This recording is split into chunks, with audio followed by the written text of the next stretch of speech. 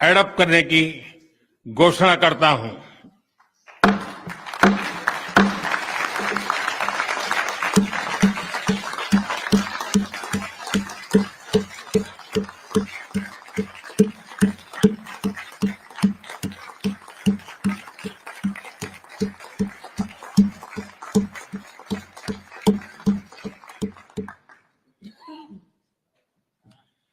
इस अवसर पर तो जो कोई नहीं सोच सका उसे मुमकिन कर दिया भारत ने, यानी कि G20 के जिस ज्वाइंट डिक्लेरेशन को लेकर तमाम माथापच्ची थी उसे भारत ने सुलझा दिया है। और एक तरीके से बड़ी डिप्लोमेटिक जीत, इसे बहुत बड़ी डिप्लोमेटिक जीत हम कहेंगे। और एक तरह से ये तोहफा जो है मोदी ने भारत से सीधे सीधे पुतिन को दिया है, ताकि जो रशिया और यूक्रेन वार को लेकर उनकी तीखी आलोचना भी नहीं हो सकी और जो मांग थी अमेरिका से लेकर यूरोपियन यूनियन की, उस मांग को भी पूरा कर दिया।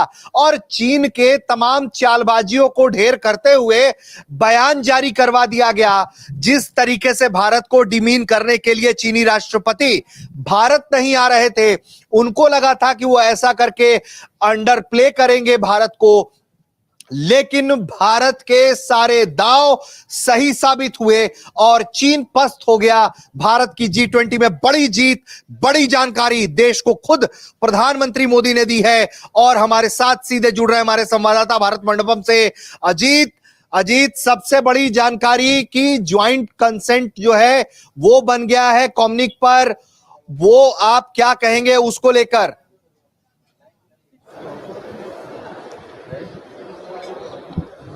देखिए, अब तक जितनी भी अध्यक्षता देशों ने की है, उन तमाम देशों के जो आउटकम्स हैं उससे कहीं ज़्यादा इस बार का जो है वो आउटकम रहा है। और तकरीबन इस बार 73 आउटकम्स आए थे। और अगर पिछली बार की अब बात करें, अगर हम इससे पहले इंडोनेशिया G20 की अध्यक्षता कर रहा था, उस वक्त भी ये जो आंकड़ा था वो 73 के पास नहीं था। लेकिन इस बार तकरीबन 73 आउटकम आए हैं और जो 112 आउटकम्स आए हैं प्रेसिडेंट डॉक्यूमेंट्स के, और ये तकरीबन दो गुने से भी ज्यादा का आंकड़ा है। और ये इस बात को दर्शाता है कि भारत ने किस तरह से G20 की सफल अध्यक्षता की है। जिस बात को लेकर सबसे ज्यादा चर्चा थी कि चाइना और रूस जैसे जो देश हैं वो लगातार कम्युनिक को ब्लॉक करने की कोशिश करेंगे, लेकिन यहाँ पर ऐसा नहीं हुआ और भारत ने आखिरकार वो कर दिखाया जिसका इंतजार था हम सबको, और जिसको लेकर हम लगातार बात भी कर रहे थे कि आखिर क्या होगा अगर ये जो कम्युनिक है उसको ब्लॉक कर दिया जाएगा। तो अगर चीन और रूस एक साथ आकर ब्लॉक करते हैं तो इसका असर क्या पड़ेगा। लेकिन आखिरकार ऐसा कुछ नहीं हुआ। भारत ने बहुत ही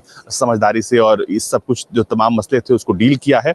और अगर हम बात करें कौन कौन से मुद्दों पर सहमति बनी है, तो उसमें से एक है फूड सिक्योरिटी और न्यूट्रिशन को लेकर एक हाई लेवल की बातचीत है। इसके अलावा ओशियन इकोनॉमी और ब्लू ओशियन इकोनॉमी की बात है। इसके अलावा गोवा रोड मैप की बात है।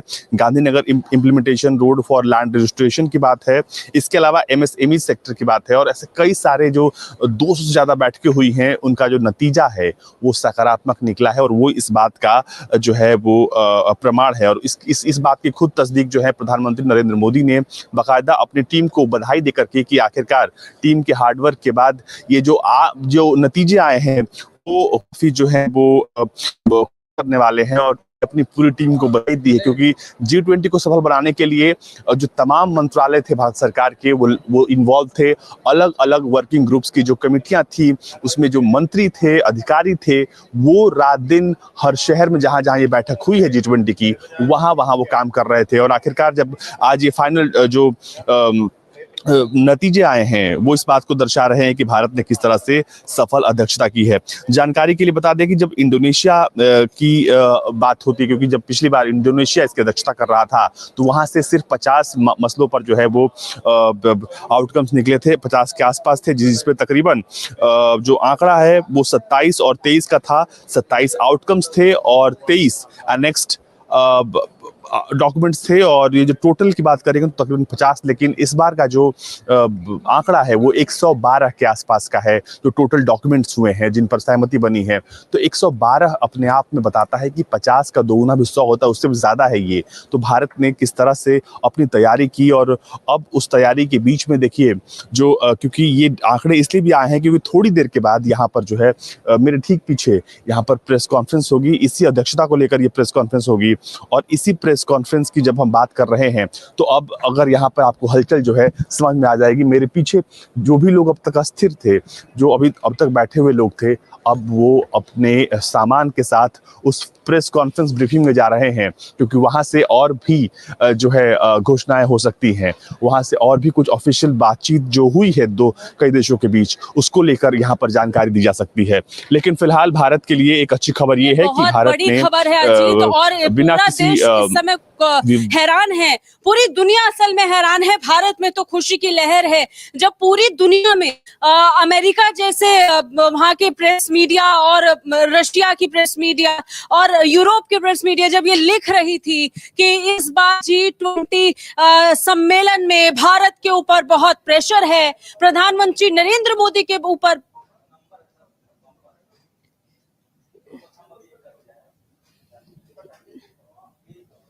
भारत पाकिस्तान से कि नई Delhi leader declaration has been officially adopted at G20 in Leaders Summit. Today era must be marked as the golden age of globalization and India's 20 presidency under the leadership of Prime Minister Narendra Modi has worked tirelessly बहुत बड़ी खबर और जानकारी आप हम पहुंचे officially ये हो चुका है, आम सहमति गई। लेकिन सवाल मेरा ये अजीत, हम लगातार पिछले कई दिनों से कवर कर रहे थे, हम ये जानकारी अपने दर्शकों तक पहुंचा रहे थे क्या लिखा है और इसके अलावा किसी के खबरें ग्लोबल टाइम्स उसके मुखपत्र में छप रही हैं, कह रहे हैं कि भारत पे बहुत बड़ा प्रेशर है,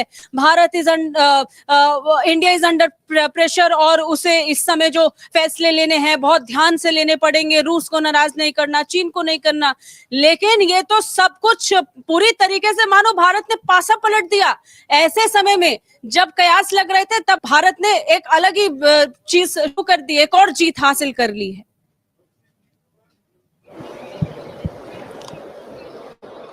देखिए एक तो ये कहानी है जो आप बता रही हैं, क्योंकि दूसरी तरफ एक और कहानी है जो भारत दुनिया को बता रहा है। वो कहानी है अपनी सफल अध्यक्षता की, उसके साथ ही भारत के बदलाव की ट्रांसफॉर्मेशन, स्टोरी ऑफ ट्रांसफॉर्मेशन, जो डिजिटल ट्रांसफॉर्मेशन है भारत का, उसको भी यहाँ पर दर्शाया गया है। अगर आप जैसे ही यहाँ पर आएंगी तो सबसे पहले चीन पर बात करते हैं, तो चीन अगर वाकई में इस तरह की राय रखता है तो लगता है कि इस समिट में वहाँ के राष्ट्रपति शी जिनपिंग आना चाहिए था और तब जाकर शायद इस बात को और लोग गंभीरता से लेते। लेकिन जब चीन जहां भी अगर आप देखेंगे कि बैठकों को टालता है तो वहां पर उसके प्रधानमंत्री जाते हैं। इसका मतलब ये हुआ कि चीन को पता है कि उसकी मंशा पर पानी फिर चुका है। क्लियर हो गई। चीन शायद ये जानता था, राष्ट्रपति जिनपिंग शायद ये जानते थे कि इस बार भारत उतना मजबूत देश है, भारत की डिप्लोमेसी असल में इतनी सफल है कि अगर प्रधानमंत्री नरेंद्र मोदी और उनकी सरकार चाहे तो पूरी दुनिया को एक मंच पर लाकर भी कन्विंस कर सकती है। और हमने वो कहीं ना कहीं एफर्ट्स देख लिए, पूरी दुनिया ने देख लिया कि ना सिर्फ भारत भव्य आयोजन जबरदस्त तरीके से G20 को सफल बनाएगा, लेकिन इस आम सहमति के साथ ही G20 इंडिया 2023 सक्सीड हो गया है, कह सकते हैं आज अजीत।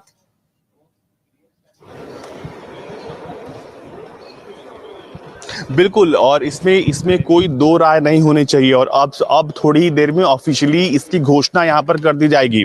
देखिए अगर मेरे पीछे देखेंगे तो जितने भी लोग मेरे पीछे आपको नजर आ रहे होंगे वो अब उस हॉल की तरफ बढ़ना शुरू कर चुके हैं और ये इस बात को दर्शा रहा है कि भारत जो है ऑफिशियली अनाउंस करेगा और तब जो है यहाँ पर एक तरीके से खुशी का जश्न है, जो खुशी का माहौल है, क्योंकि सबके मन में एक ही जहन में सवाल था कि आखिर अगर रूस और चीन की तरफ से ऐसा किया जाता है या फिर अमेरिका ऐसा करता है। एक्सक्लूसिवली पहुंचाइए क्योंकि प्रेसिडेंसी प्रेस ब्रीफिंग जी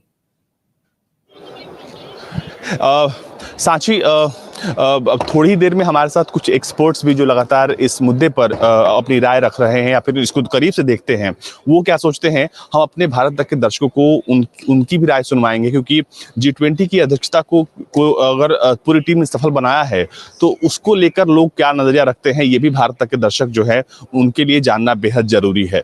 तब तक आप दर्शकों को दिखाइए, तस्वीरें हम तक जरूर पहुंचाइएगा और इसके साथ ही हम वो तस्वीर भी देखेंगे जिसमें G20 प्रेसिडेंसी किस तरीके से सफल आज भारत ने कर दी है, उसकी मिसाल आज पूरी दुनिया देने वाली है। आने वाले कई सालों तक तनाव के बीच, युद्धग्रस्त स्थिति के बीच, जब देशों के बीच में अविश्वास की स्थिति पैदा हो गई हो, उस क्षण, उस समय भारत किस तरीके से सबको एक साथ लाकर एक मंच पर ना सिर्फ बुलाता है, ना सिर्फ बैठक होती है, लेकिन सबसे गंभीर और सबसे मुश्किल पड़ाव को भी पार कर लेता है। और प्रधानमंत्री नरेंद्र मोदी के चेहरे पर वो मुस्कान इस डिक्लेरेशन के साथ ही देखने को मिली।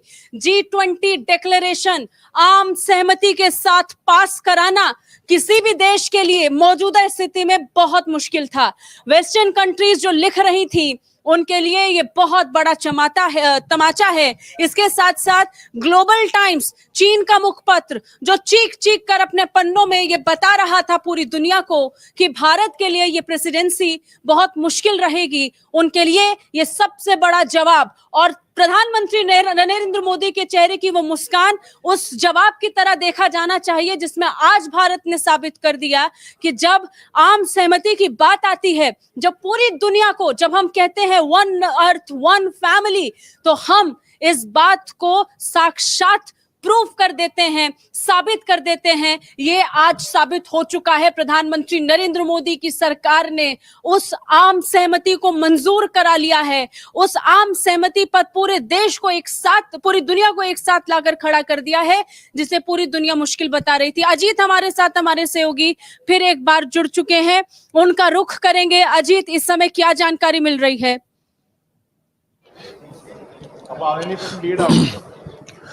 देखिए, जो G20 का जो टैगलाइन है वन अर्थ वन फैमिली और वन फ्यूचर, उसको लेकर लगातार भारत सरकार के या फिर भारत के शेरपा की तरफ से ट्वीट्स आ रहे हैं कि स्ट्रॉन्ग, सस्टेनेबल, बैलेंस्ड और इंक्लूसिव ग्रोथ को लेकर जो है सहमति बनी है। एक्सेलरेटिंग प्रोग्रेस SDG को लेकर हुई है और ग्रीन डेवलपमेंट पैक्ट को लेकर और सस्टेनेबल फ्यूचर को लेकर जो है सहमति बनी है। इसके अलावा मल्टीलैटरल इंस्टीट्यूशंस, क्योंकि आज अगर आपको मैं जानकारी दूं तो IIT दिल्ली के साथ अमेरिका का एक अमेरिकी सरकार ने एक MOU साइन किया है और ये इसी दिशा में एक बहुत अच्छा कदम है। इसके अलावा जो है रीइन्विगोरेटिंग मल्टीलैटरलिज्म को लेकर जो है वो बातचीत हुई है। तो ये तमाम मुद्दे हैं। भारत को मिली है तो रूस का जिक्र होना चाहिए, क्योंकि रूस और यूक्रेन का युद्ध वो बड़ी वजह थी जिसे लेकर कहा जा रहा था कि ये जो G20 डिक्लेरेशन है इस पर आम सहमति नहीं बन पाएगी। प्रधानमंत्री नरेंद्र मोदी इस समय बोल रहे हैं, ये हमारी जानकारी में, मतलब हमारे सहयोगी अजीत हम तक जानकारी पहुंचा रहे हैं, उन्हें उनसे जल्द जुड़ेंगे और वो तस्वीर भी अपने दर्शकों को दिखाएंगे।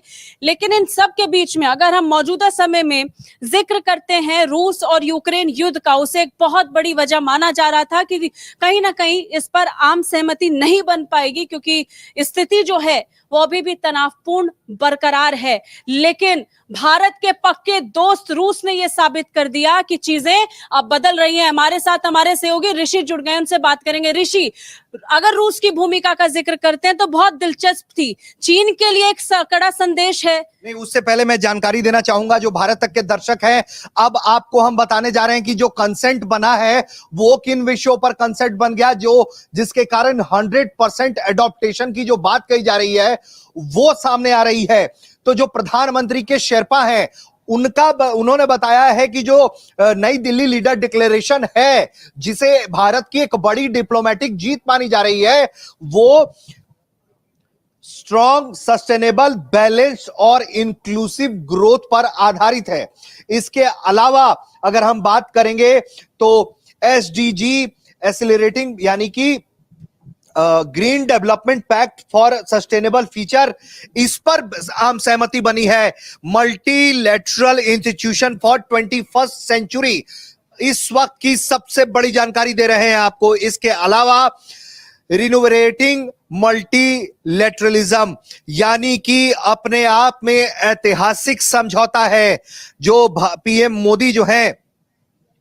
और मैं चाहूंगा कि प्रधानमंत्री का भाषण जो है वो आ रहा है, वो हम भी जल्दी आपको सुनाने की कोशिश करते हैं। प्रधानमंत्री मोदी के भाषण की जानकारी मिल रही है।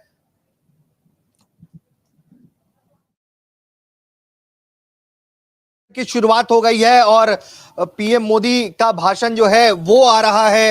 आपको बता दें कि जिस तरीके से हिस्टोरिकल पाथ ब्रेकिंग की ये जो डिक्लेरेशन है, शेरपा का कहना है कि एक तरीके से तमाम जो डेवलपमेंटल और जियोपॉलिटिकल इशू है उस पर 100% कंसेंट बना है। जियोपॉलिटिकल इशू का साफ मतलब है अजीत कि ये रशिया यूक्रेन वॉर को लेकर भी एक तरह का कोई समझौता हुआ होगा।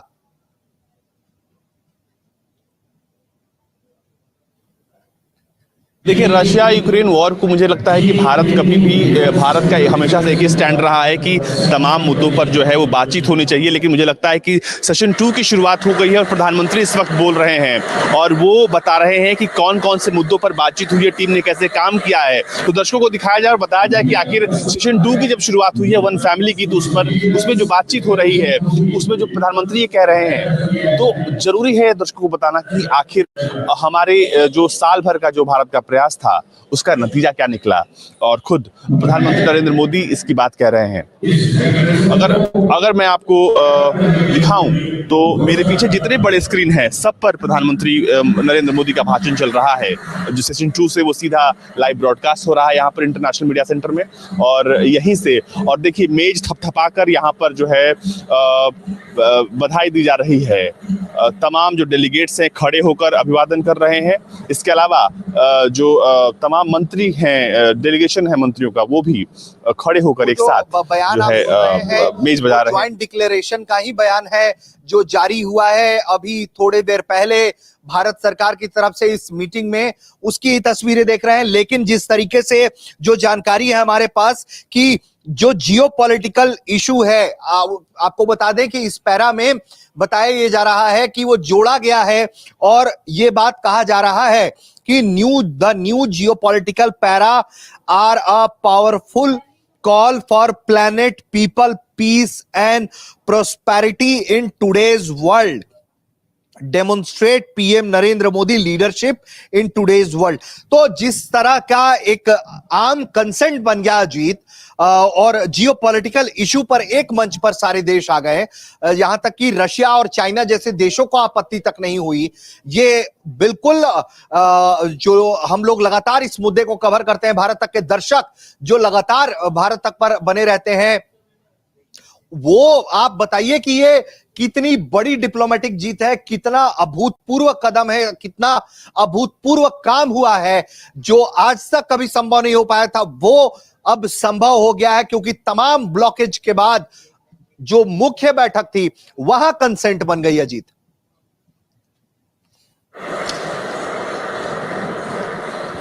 देखिए वैसे तो सबसे ज़्यादा डर इसी बात को लेकर था कि क्या अगर इस मुद्दे पर पश्चिमी देश जो है भारत पर प्रेशर बनाते हैं तो भारत का रुख क्या होगा, क्योंकि भारत ने हमेशा से एक बैलेंस्ड रुख जो है अख्तियार किया है रूस यूक्रेन मुद्दे पर, और एक तरफ जो है चाइना और रूस था।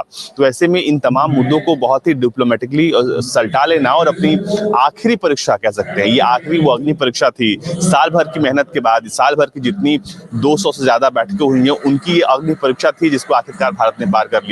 और अब एक सफल G20 की प्रेसिडेंसी जो है वो भारत के नाम दर्ज हो चुकी है, जिसमें 112 से ज्यादा विषयों पर सहमति बनी है। तो मुझे लगता है कि ये अपने आप में एक अभूतपूर्व बात है। अप्रत्याशित इस तरीके से और देशों ने भी G20 की प्रेसिडेंसी की है, इंडोनेशिया ने की है, लेकिन सिर्फ वहां पर 50 मुद्दों पर सहमति बनी। भारत ने ये आंकड़ा दोगुने से ज्यादा कर दिया है और रूस यूक्रेन मुद्दे पर जो भारत का स्टैंड रहा है वो भी शुरू से बिल्कुल क्लियर था कि ये जो ये जो एज है, जो एरा है, ये युद्ध का एरा नहीं है। यहाँ बातचीत होनी चाहिए, यहाँ बातचीत से मसलों को हल किया जाना चाहिए। और मुझे लगता है कि इसी का यहाँ पर भारत को फायदा मिला है और भारत ने कई इतने सारे मुद्दों पर जो है सहमति जता ली है और यही इसकी वजह है कि जिस तरीके से चाइना लगातार डोमिनेट करने की कोशिश करता है, जमीन पर बॉर्डर के इलाकों में हस्तक्षेप करने की कोशिश करता है, उसका मुद्दा इस मीटिंग में भारत ने उठा दिया।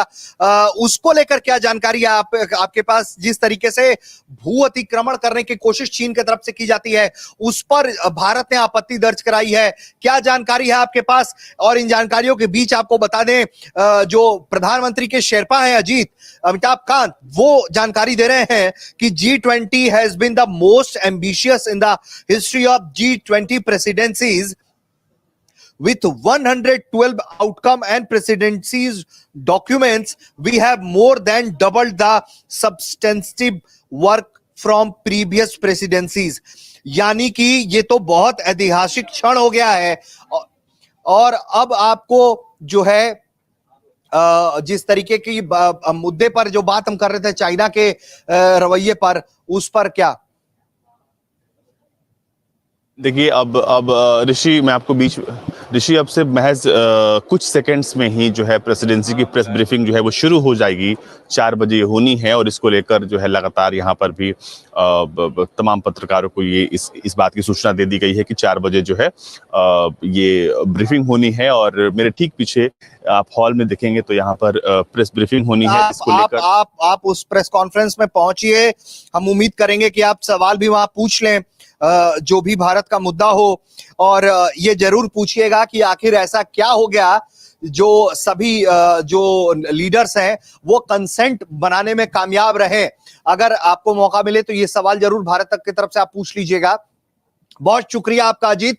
लेकिन इस वक्त जो अपने दर्शकों को हम बता दें कि अमेरिका के अधिकारियों ने ये कहा है, ये टिप्पणी की है कि अच्छा हुआ कि इस G20 इंडिया की बैठक में शी जिनपिंग नहीं आए हैं। जिस तरह की टीका टिप्पणी हुई है आपस में चाइना पर, अमेरिका के तरफ से ये बता रहा है कि किस तरह के तल्ख रिश्ते दोनों देशों के बीच में दिखाई पड़ते हैं और किस तरह से अमेरिका की जमीन, भारत की जमीन से, माफ करिएगा, भारत की जमीन से अमेरिकी अधिकारी चीन पर निशाना साधने के लिए यह बात कह रहे हैं कि अच्छा हुआ शी जिनपिंग नहीं आए हैं। हम वो प्रेस कॉन्फ्रेंस की तस्वीरें दिखाएंगे, कैसे कंसेंट बना, कैसे यह ऐतिहासिक पल आया है जब भारत के तमाम डॉक्यूमेंट्स को ब्लॉक ना करके अडॉप्ट लिया गया है G20 के प्रेसिडेंसीज द्वारा, देशों द्वारा, यूरोपियन यूनियन द्वारा।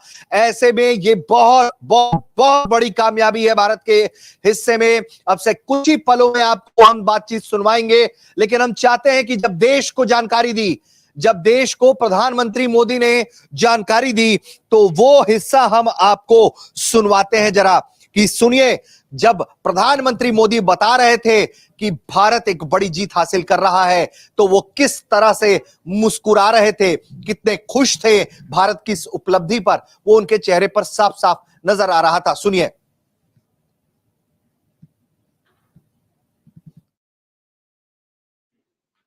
एक खुशखबरी मिली है। हमारी टीम्स के हार्डवर्क से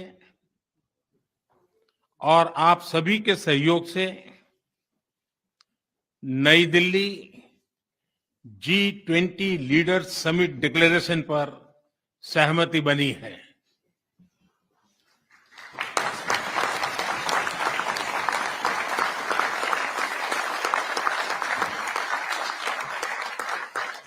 मेरा प्रस्ताव है कि इस लीडर्स डिक्लेरेशन को भी एडॉप्ट किया जाए।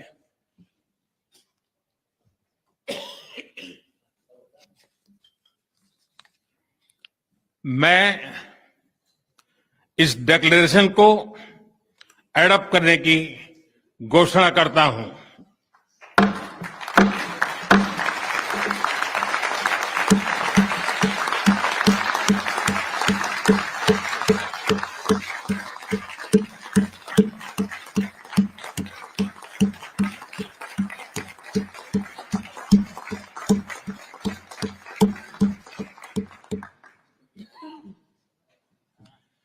इस अवसर पर मैं हमारे मंत्रीगण, शेरपा और सभी अधिकारियों का हृदय से अभिनंदन करता हूं, जिन्होंने अथाक परिश्रम करके इसे सार्थक किया है और इसलिए वे सभी अभिनंदन के अधिकारी हैं। मैं अब मीडिया से मित्रों को रिक्वेस्ट कर रहा हूं कि आप इजाजत दें तो हम आगे का काम करना चाहते हैं। आप सभागृह से बाहर जा सकते हैं। एक खुशखबरी मिली है, हमारी टीम्स के हार्डवर्क से और आप सभी के सहयोग से नई Delhi G20 leaders summit declaration पर सहमति बनी है।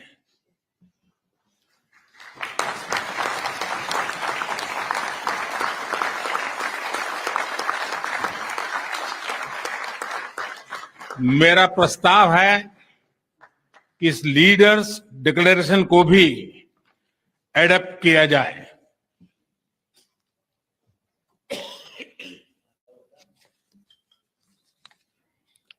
मैं इस डिक्लेरेशन को एडॉप्ट करने की घोषणा करता हूं।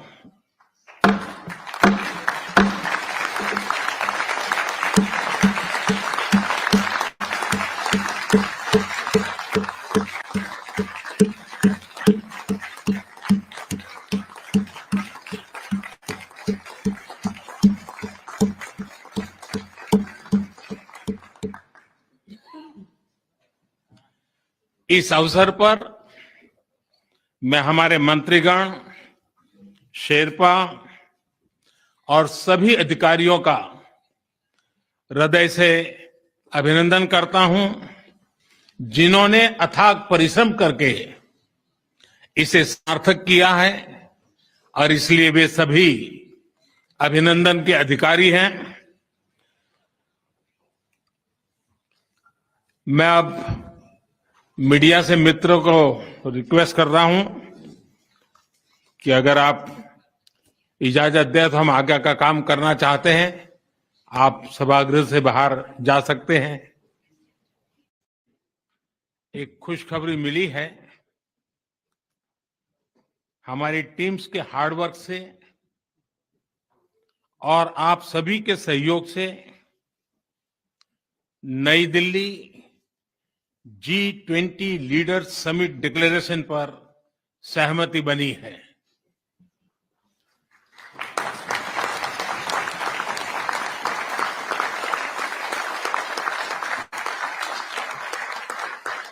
मेरा प्रस्ताव है कि इस लीडर्स डिक्लेरेशन को भी एडॉप्ट किया जाए।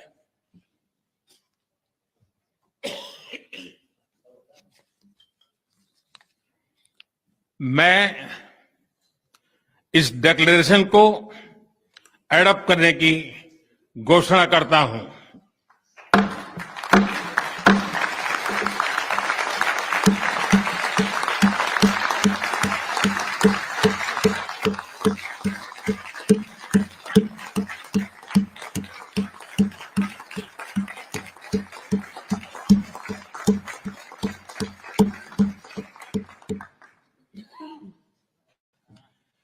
इस अवसर मेरे मंत्रीगण, शेरपा और सभी अधिकारियों का हृदय से अभिनंदन करता हूं, जिन्होंने अथाक परिश्रम करके इसे सार्थक किया है और इसलिए सभी अभिनंदनकारी। मैं अब मीडिया से मित्रों को रिक्वेस्ट कर रहा हूं कि अगर आप इजाजत दें तो हम आगे का काम करना चाहते हैं। आप सभागृह से बाहर जा सकते हैं। एक खुशखबरी मिली है, हमारी टीम्स के हार्डवर्क से और आप सभी के सहयोग से नई Delhi G20 leaders summit declaration पर सहमति बनी है।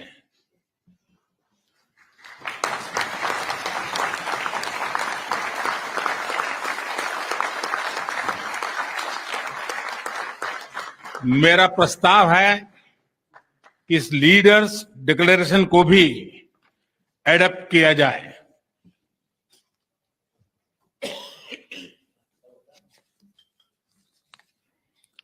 मैं इस डिक्लेरेशन को एडॉप्ट करने की घोषणा करता हूं।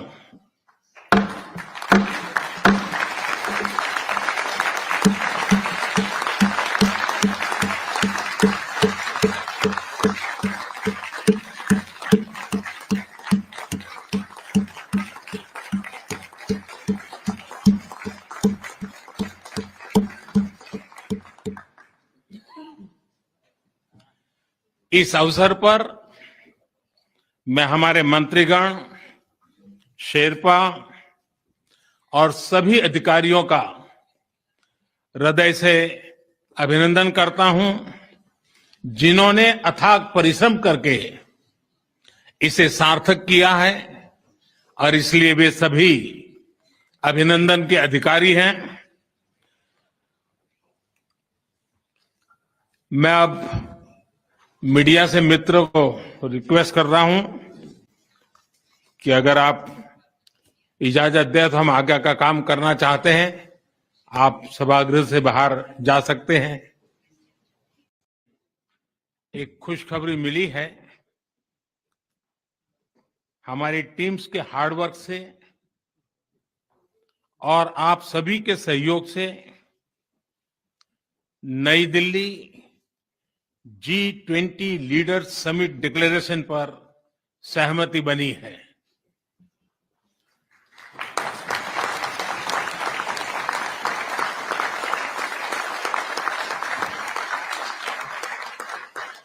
मेरा प्रस्ताव है कि इस लीडर्स डिक्लेरेशन को भी एडॉप्ट किया जाए।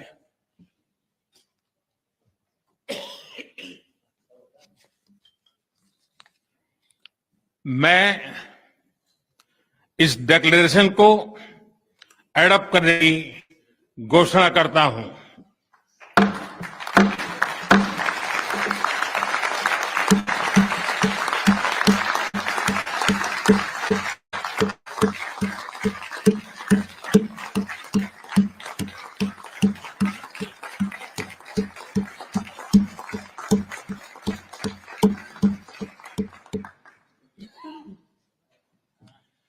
इस अवसर पर मैं हमारे मंत्रीगण, शेरपा और सभी अधिकारियों का हृदय से अभिनंदन करता हूं, जिन्होंने अथाक परिश्रम करके इसे सार्थक किया है और इसलिए वे सभी अभिनंदन के अधिकारी हैं। मैं अब मीडिया से मित्रों को रिक्वेस्ट कर रहा हूं कि अगर आप इजाजत तो हम आगे का काम करना चाहते हैं। आप सभागृह से बाहर जा सकते हैं। एक खुशखबरी मिली है। हमारी टीम्स के हार्डवर्क से और आप सभी के सहयोग से नई Delhi G20 leaders summit declaration पर सहमति बनी है।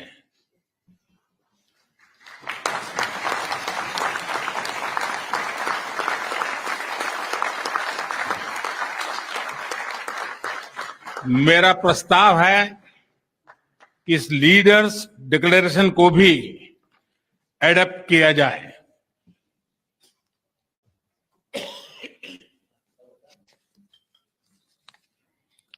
मैं इस डिक्लेरेशन को एडॉप्ट करने की घोषणा करता हूं।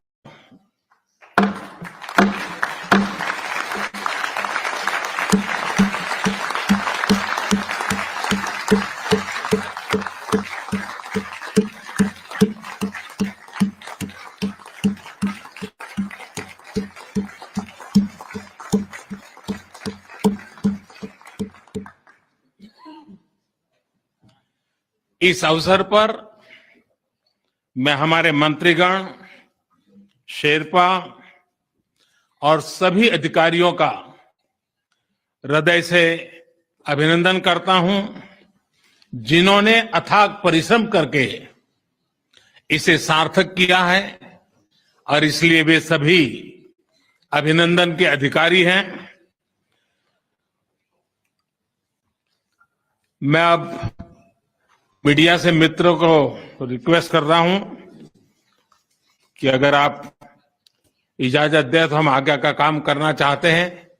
आप सभागृह से बाहर जा सकते हैं। एक खुशखबरी मिली है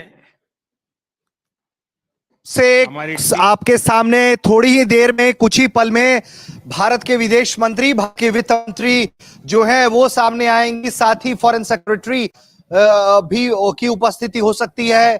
शेरपा G20 हो सकती है और वो देंगे को जानकारी कि किस तरह से ये मास कंसेंट बना है, किस तरह से यह ऐतिहासिक जीत हुई है। और इन सब के बीच जो लोग अभी अभी हमारे साथ जुड़े हैं उनको हम बता दें, इस बैठक अमेरिका ने बयान दिया है, अमेरिकी अधिकारियों ने, कि अच्छा हुआ कि यहां बैठक में जिनपिंग नहीं आए। यानी कि मानकर यह चला जा रहा है कि जिस तरह से शी जिनपिंग अगर आते तो हो सकता था कि यहां कोई नई खींच दिखाई पड़ती, लेकिन अमेरिकी अधिकारियों ने ये जो टिप्पणी दी है उसके मुताबिक ये बात बड़ी साफ साफ दिखाई पड़ती है कि यहां जिनपिंग का ना आना अमेरिकी अधिकारियों के लिए बड़ी राहत वाली खबर रही। कुछ ही पलों में आपको हम दिखाएंगे यहां भारत के विदेश मंत्री, भारत की वित्त मंत्री को आप भारत तक पर सीधे देख सकते हैं और सीधे भारत पंप देखें। इस बैठक के बाद सीधे भारत तक पर भारत के विदेश मंत्री और भारत की वित्त मंत्री है प्रेस करने के लिए सामने आ रही हैं और भारत तक पर लाइव कवरेज में हम आपको दोनों को ही सबसे पहले तस्वीरें, इस बैठक की सबसे पहली तस्वीरें हम आपको दिखाएंगे। और तैयारी पूरी है, भारत की ये जीत बड़ी है और मास कंसेंट जिस तरह से भारत को लेकर बना है, भारत ने मास कंसेंट बनाने के लिए तमाम G20 देशों को अपने एक साथ लेकर आया। ये बहुत बड़ी बात है, अप्रत्याशित है, जहां चाइना से लेकर रशिया और रशिया से लेकर अमेरिका और यूरोप सबको एक पेज के कंसेंट पर लेते आ गया। आपको बता दें, इसके अलावा जो हमारे पास जानकारी आ रही है कि बांग्लादेश की प्रधानमंत्री शेख हसीना की मुलाकात हुई है अमेरिकी राष्ट्रपति जो बाइडेन से G20 के बैठक से इतर उसी जगह पर जो मुलाकात हुई है, कई विषयों पर चर्चा हुई है। बताया ये जा रहा है कि यूएस प्रेसिडेंट जो बाइडेन और बांग्लादेश की पीएम शेख हसीना ने एक कैंडिड मोमेंट शेयर किया है और बताया ये जा रहा है कि G20 के वेन्यू से जो है वो सेल्फी ली है। और हमारे पास हम बता दें, इस वक्त की बड़ी खबर जो डिक्लेरेशन हमारे पास आया है वो बताता है जो मास कंसेंट तय हुआ है उसमें सबसे अधिक जो है G20 देशों के ग्लोबल चैलेंजेस को सामना करने की जो बात थी वो इसमें दिखाई देता है। इसके अलावा लगातार कई पैरा में, और देखिए यहां पर इस कंसेंट में आपको मैं बता दूं कि प्लेनेट पीपल पीस और प्रोस्पेरिटी की जो बात हुई है उसमें यूक्रेन वॉर का जिक्र है। और जहां तक बात है यूक्रेन वॉर की, उसमें कहा गया है कि concerning the war in Ukraine while recalling the discussion in Bali we reiterate our national position and resolution adopted at the UN Security Council and the UN General Assembly, and underscored that all states must act in a manner consistent with the purpose and principle of the UN Charter in its patch.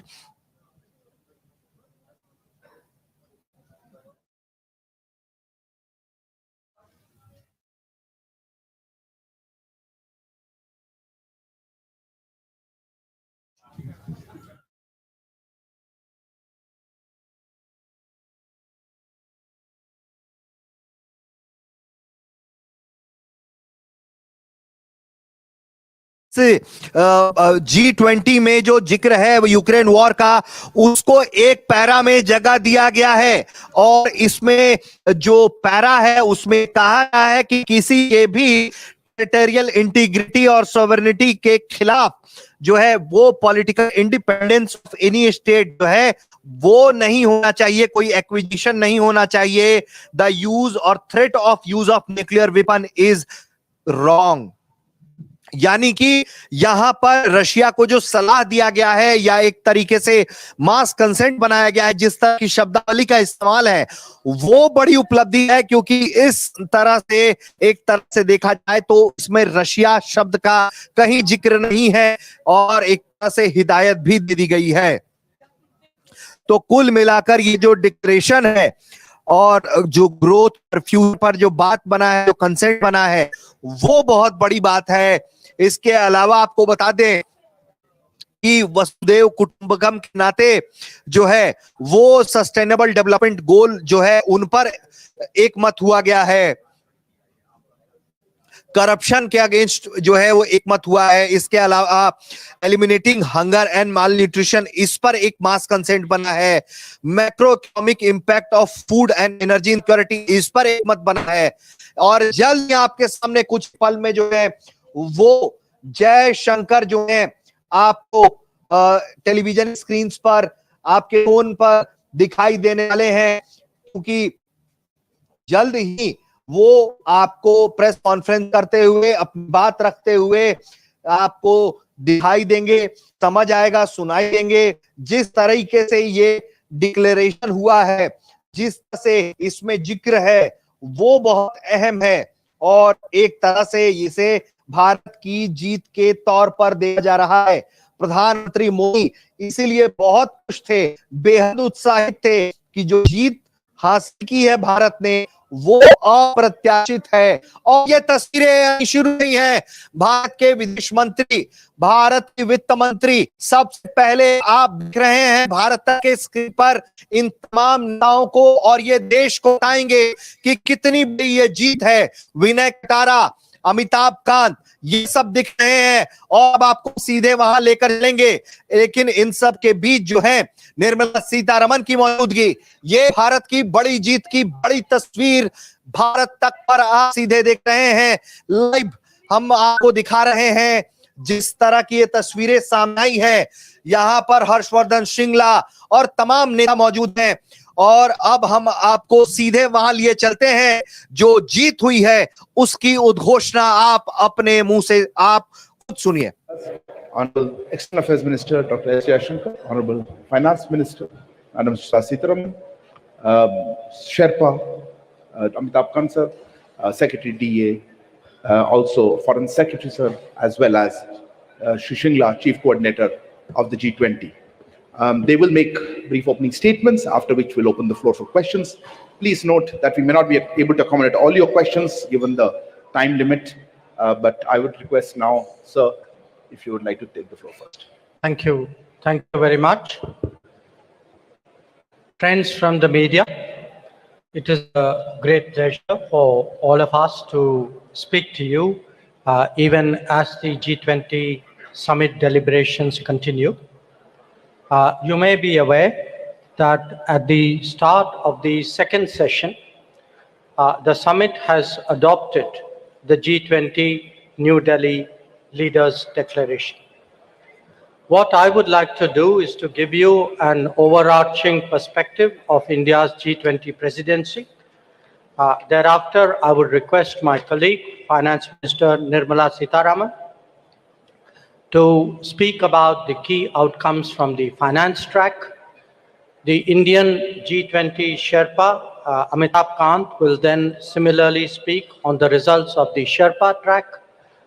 We would thereafter be very glad to respond to your questions and comments. The message of our presidency, as you are all aware, is that we are one earth, one family, and we share one future. This draws the entire proceedings of the New Delhi summit are in fact organized accordingly, with 3 sessions devoted to each aspect of this theme. Now, reflecting this approach, we have consciously sought to make this G20 as inclusive and broad-based as possible. It is witnessing the participation of its 20 member states, 9 invitee nations, and 14 international organizations. It is a matter of particular satisfaction for us that the African Union has this morning become a permanent member of the G20, that too during the Indian presidency. This is in keeping with the priority that we attach to addressing the urgent concerns of the Global South. You would recall that at the beginning of our presidency, at Prime Minister Modi's initiative, 125 nations were consulted to express the voice of the Global South. In terms of its organization and program, the Indian presidency, if I may say so, has been exceptional. Events have been spread across 60 cities, which are truly across the length and breadth of India. There has been a popular participation and a societal involvement of an extraordinary degree. The interest in G20 proceedings have been particularly strong among our youth. It has been an opportunity to showcase our culture, traditions, and heritage as well. The G20 has contributed to making India world ready and the world India ready. The declaration that the leaders have agreed on today focuses on promoting strong, sustainable, balanced, and inclusive growth. It seeks to accelerate progress on SDGs and has come up with an action plan accordingly. It envisages a green development pact for a sustainable future. It endorses high-level principles on lifestyle for sustainable development, voluntary principles on hydrogen, the Chennai principles for a sustainable and resilient blue economy, and the 10 principles on food security and nutrition, among others. The transformative and inclusive role of technology has been highlighted with a focus on digital public infrastructure. The Indian presidency's proposal of a One Future Alliance has also been noted. The G20 has reaffirmed the fundamental importance of gender equality and committed to halve the digital gender gap by 2030. Recognizing that the post-pandemic world order must necessarily be different from the world before it, the leaders have also emphasized the need to reinvigorate multilateralism and reform international financial institutions. This is particularly relevant to managing global debt vulnerabilities. So, as you can see, there have been many far-reaching and very consequential policies and decisions that have been agreed upon today. Keeping all that in mind, I would, at this stage, request Finance Minister to highlight the key issues from the finance track. Thank you, Jaishankarji.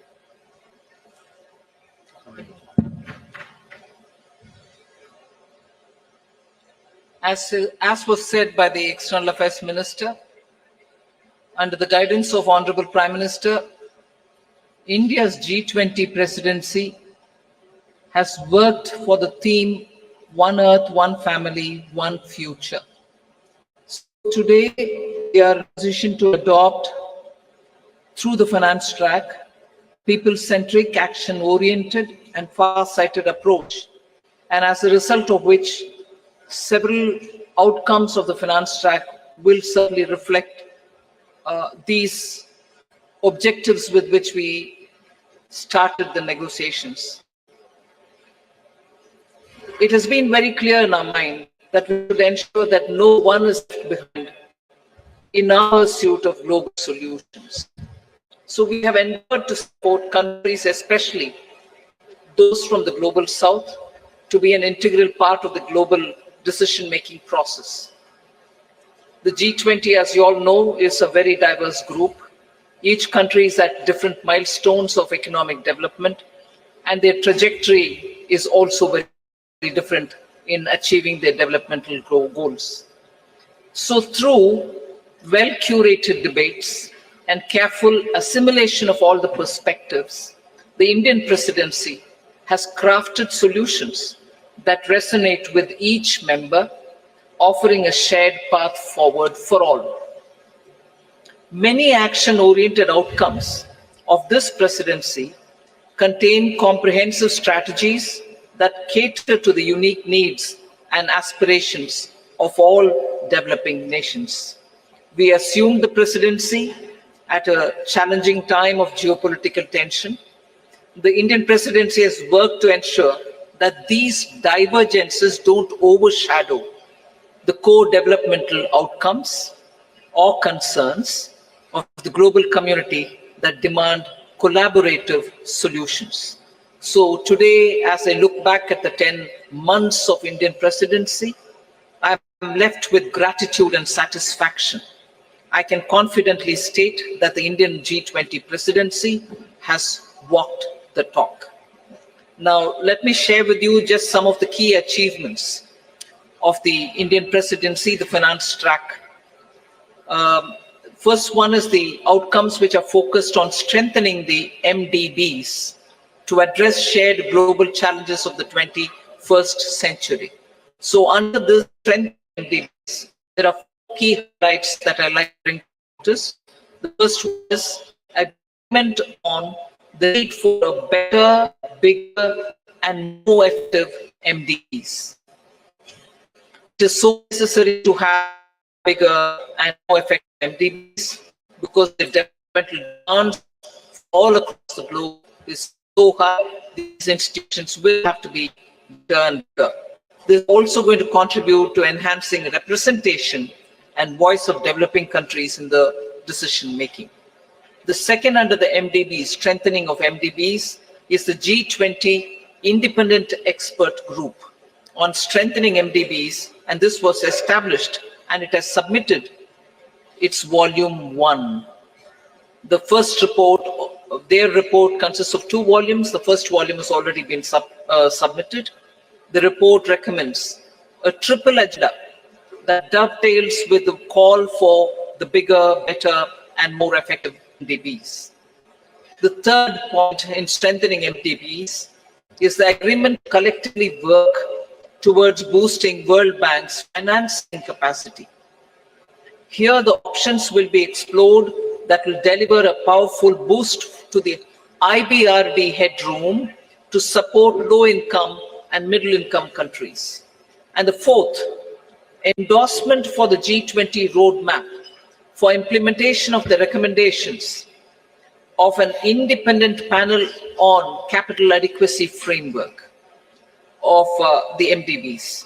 So the CAF recommendations are focused on enabling MDBs to use their existing resources effectively.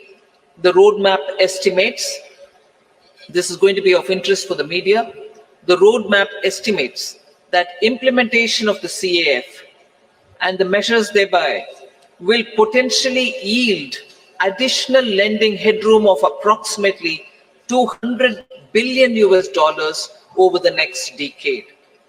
So through these achievements, India has harnessed the opportunity provided by the G20 presidency to effectively articulate and embed the priorities of the global South in the larger global conversation on the MDB reforms.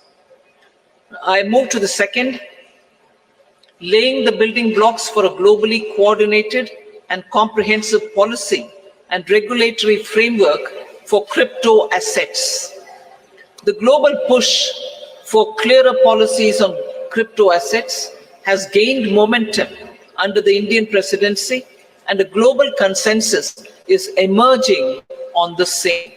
The presidency will support the IMF and the FSB, and FSB is also setting the contours of the regulatory framework for a globally coordinated approach to crypto assets. So the presidency, with the support of IMF and the FSB, is setting these contours. The IMF and FSB synthesis paper, about which I've spoken to the media earlier, including a roadmap. On that, I just want to give my observation. This synthesis paper delves into how the policy and regulatory frameworks developed by the IMF and the FSB, alongside the other standard-setting bodies, will fit together and interact with each other. This paper is now available in the public domain for all of you all to see. The third one, which I'd like to draw your attention to, is the financial inclusion and productivity gains through digital public infrastructure. India, as you all are aware, through the India Stack, became the first country to develop all three foundational DPIs: the digital identity, the real-time fast payment, and a platform to safely share personal data without compromising privacy. So embedded this concept in the G20 financial inclusion agenda by formulating G20 policy recommendations for advancing financial inclusion and productivity gains through digital infrastructure. This recommendations cover 5 aspects: use of DPI and accelerate financial inclusion, fostering well-designed DPI, regulatory and supervisory aspect of DPI, institute and ensuring customer protection. So DPI has also been integrated into the G20 Financial Inclusion Action Plan, the FIAP, which will run between 2024 and 2026. That's a strong legacy of the Indian presidency. We also assume the co-chair of the Global Partnership for Financial Inclusion. The implementation of the Financial Inclusion Action Plan, as well as the policy recommendations on DPI, will remain as areas that will continue to be heard across the G20 forum. So the fourth one, which I'd like to highlight, is the debt resolution under the common framework and also beyond the common framework. Since its establishment in 2021, only Chad as a country has had its debt restructured. The others have been waiting. So since India took over the G20 presidency, good progress has been made in the ongoing country cases under the common framework of debt treatment, and the 3 countries in that are Zambia, Ghana, and Ethiopia. We've also succeeded in using the G20 platform to also put in place a coordinated mechanism to address the debt situation of Sri Lanka, which is outside of the common framework. So G20 will continue discussing the policy-related issues linked to the implementation of the common framework and make periodically such appropriate recommendations. The launch of the Global Sovereign Debt Roundtable, which is co-chaired by IMF, the World Bank, and also the G20 presidency, to enhance the conversation among the various stakeholders and address current shortcomings in the debt restructuring process. That has now become an institution which is actually acting as a catalytic agent in getting resolutions done faster. The fifth point under the finance track, which I'd like to bring to your notice, is the financing of cities of tomorrow. Key concerns of the low-income countries and emerging markets is always been to mobilize resources for financing sustainable, resilient, and also inclusive cities of tomorrow. The G20 principles, which are issued for financing cities of tomorrow to promote and the development financial institutions, can use these principles in their financing plans for urban infrastructure. The sixth, which I'd like to quickly draw your attention, is the 2-pillar solution on global taxation, the international taxation, we made substantial progress in the two-pillar solution, and the work has also happened on the exchange of information on immovable property transactions between countries. There is a launch of the pilot program of the South Asia Academy in India for tax and financial crime investigation in collaboration with the OECD. The seventh, on which I'll elaborate, is mechanism to support the timely and adequate mobilization of resources for climate finance. Till date, the conversation was focused on calling on developed countries to say, where is that $100 billion US dollars, which didn't come. But Indian presidency adopted an action-oriented approach, and the G20 explored mechanisms that can support timely and adequate mobilization of resources for climate finance, facilitating access to multilateral climate funds and enhancing their leverage and ability to mobilize private capital has also been our focus. Special focus again on development, demonstration, deployment of green and low carbon technologies. Now the list of outcomes, I've pointed out 7, just 3 more, which I'll not go into the detail, but you can take it as enough has been done on that. I'll also put it out for your consideration. Scaling up sustainable finance for social sectors, health and education. Technical assistance for capacity building. Then global conversation on transition policies, especially to include range of options, both on pricing and non-pricing. And the third one, enhancing finance health collaboration so as to cover many other work streams as well. So I listed out 7, elaborated on them, 3 others which have not elaborated, but on all of them, substantial progress and outcomes have been achieved. India's received tremendous support from the G20 members across the table. The outcomes of the Indian presidency are a testimony to India's commitment to multilateralism and for international cooperation. We assure the upcoming Brazilian presidency of our strong support and to continue the momentum on key issues of global importance. I now hand over back to Minister Jaishankar.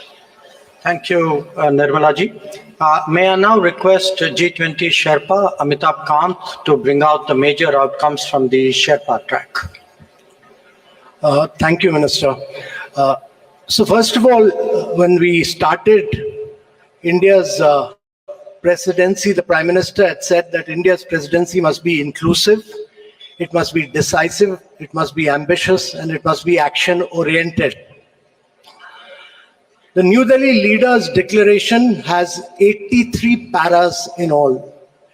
All 83 paras have 100% consensus across all countries.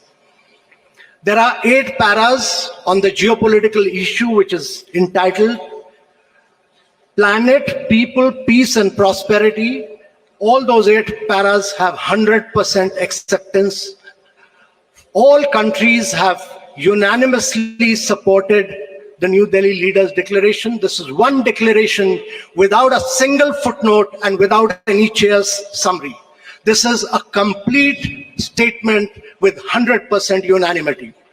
This demonstrates both the Prime Minister's and India's great ability to bring all developing countries, all emerging markets, all developed countries, China, Russia, everybody together on the same table and bring consensus.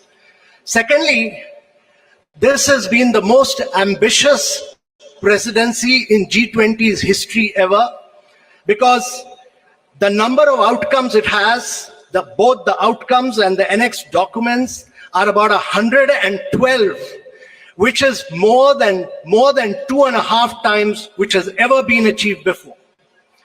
Thirdly, this presidency, if you go through the New Delhi Leaders' Declaration, it has a huge India narrative.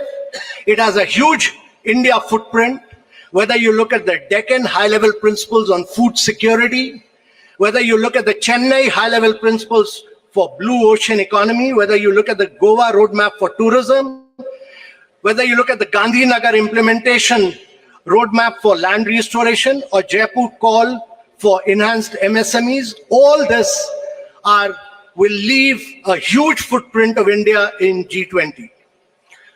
So one of the key achievements to my mind, one is that we've achieved a very major green development pact in today's world of climate action and climate finance. Every single country has come together to focus on green development pact, which has financing, which has focused on global greenhouse gas emission by 43% by 2030, which has a doubling provision of adaptive finance by 2025, which has a global biofuel alliance, which has completely new principles of life for sustainable development, which has ending plastic pollution, which has reducing disaster risk, and a whole lot of other components put together as the Green Development Pact of the leaders of G20 countries for a greener world of tomorrow. Secondly, there is a huge focus on accelerating progress on sustainable development goals because the COVID had hit a vast segment of our population. There's a G20 action plan to accelerate progress on SDGs. There is a huge focus on education, health, nutrition. There's a huge focus on creative industries like culture as a transformation for SDGs. And there is a huge focus on inclusive and resilient growth in this entire things, some of which, most of which the finance minister has spoken about, so I'm not talking. But I think one of the biggest achievements of this New Delhi Leaders Declaration is what we've achieved on women-led development with a massive focus on women empowerment and gender equality. And this focuses on reducing labor force participation gap, bridging the gender digital divide. There's a huge focus on gender inclusive climate action. There's a completely big focus on women's food security, nutrition and well-being. And we've created a new working group on empowerment of women, which Brazil will carry forward. There's the next key big focus has been on technological transformation and the digital public infrastructure. Before we started our presidency, there was a vacuum on the digital world. There was no definition of digital public infrastructure. There was no framework. Both the definition and the framework has been accepted by G20. And for the first time, there is a new financial architecture for digital public infrastructure.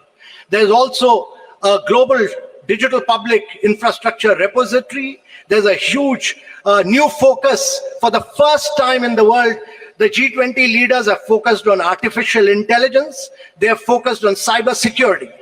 Also, I would say that one of the key aspects of this presidency has been its focus on developing and emerging markets. No document of G20 has had such an immense focus on developing and emerging markets and the voice of the global South as this particular document has. This is a document of the global South.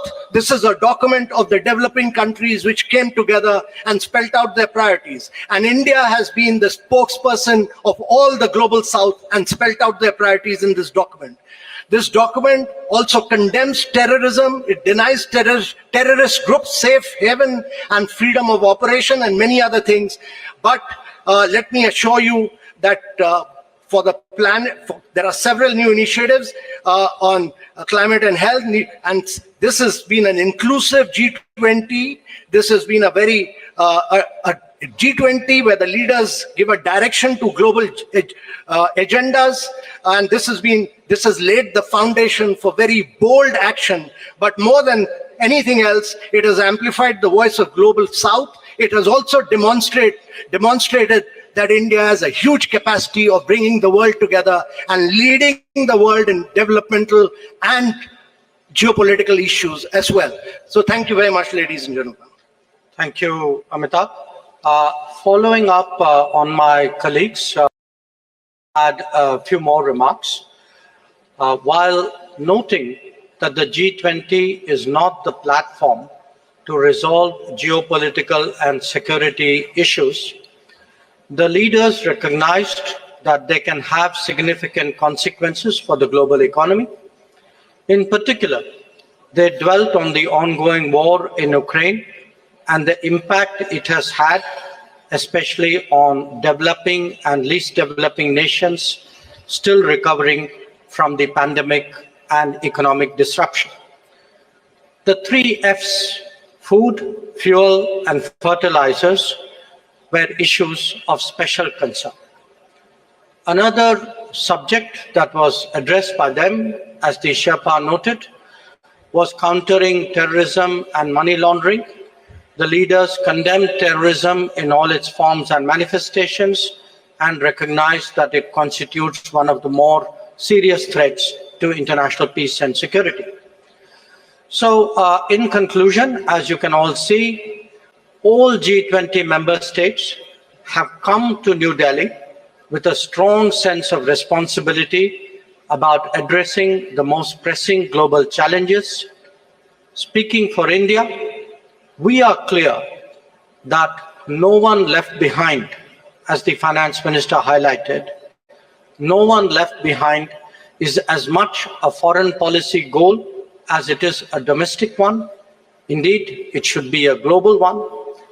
Obviously, there are differing viewpoints and interests at play in regard to the various issues under discussion. However, we have been able to find common ground on all of them. As a result, we can justifiably state that under Prime Minister Narendra Modi's guidance, the New Delhi summit has given clear directions for the growth and development of the global economy in the years ahead. We would be glad to respond to your queries. Thank you. Thank you very much, sir. Before I open the floor for questions, let me just mention that the document in question, the New Delhi Declaration, has been uploaded on the website about an hour ago, and please have a look at it. Let me open now the floor. I see gentlemen at the back. Yeah, right there at the back on the left. Yeah, Parikshit, right? Yeah, please. No, not there. Behind you.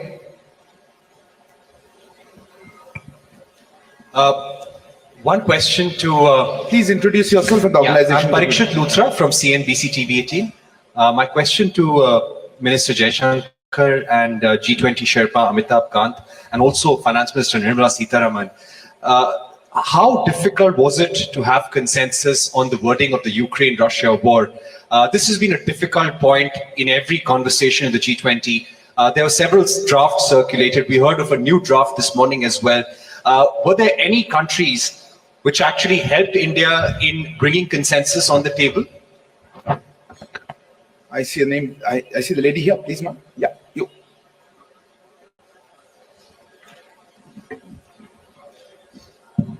Ma'am, good afternoon. My name is Ruchi Bhatia from Bloomberg News. The Ukraine paragraphs also mention about the work that Turkey did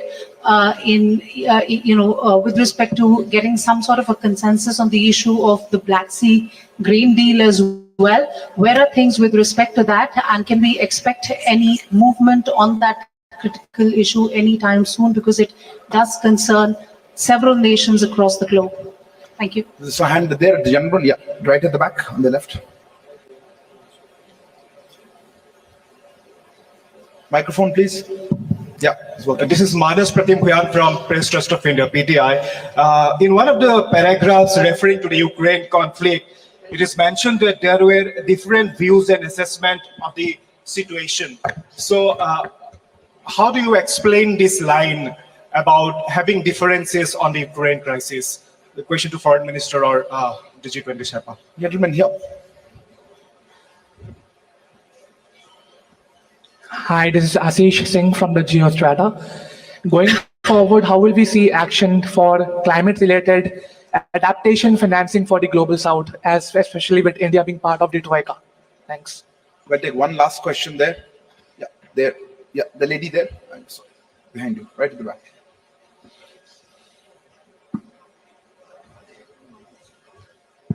Okay. Hi, I'm Hamna from Brute. I wanted to know, does India see itself as the leader of the global south, and how did it assume this role? Because there's been a lot of conversation about bringing the global south together. So, yeah. Sir, man. I didn't get the last one. How does India see itself as leader of the world? Where is this lady?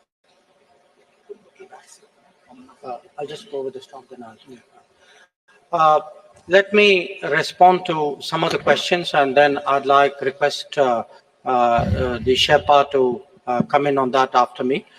How difficult was it to forge consensus on the Ukraine issue?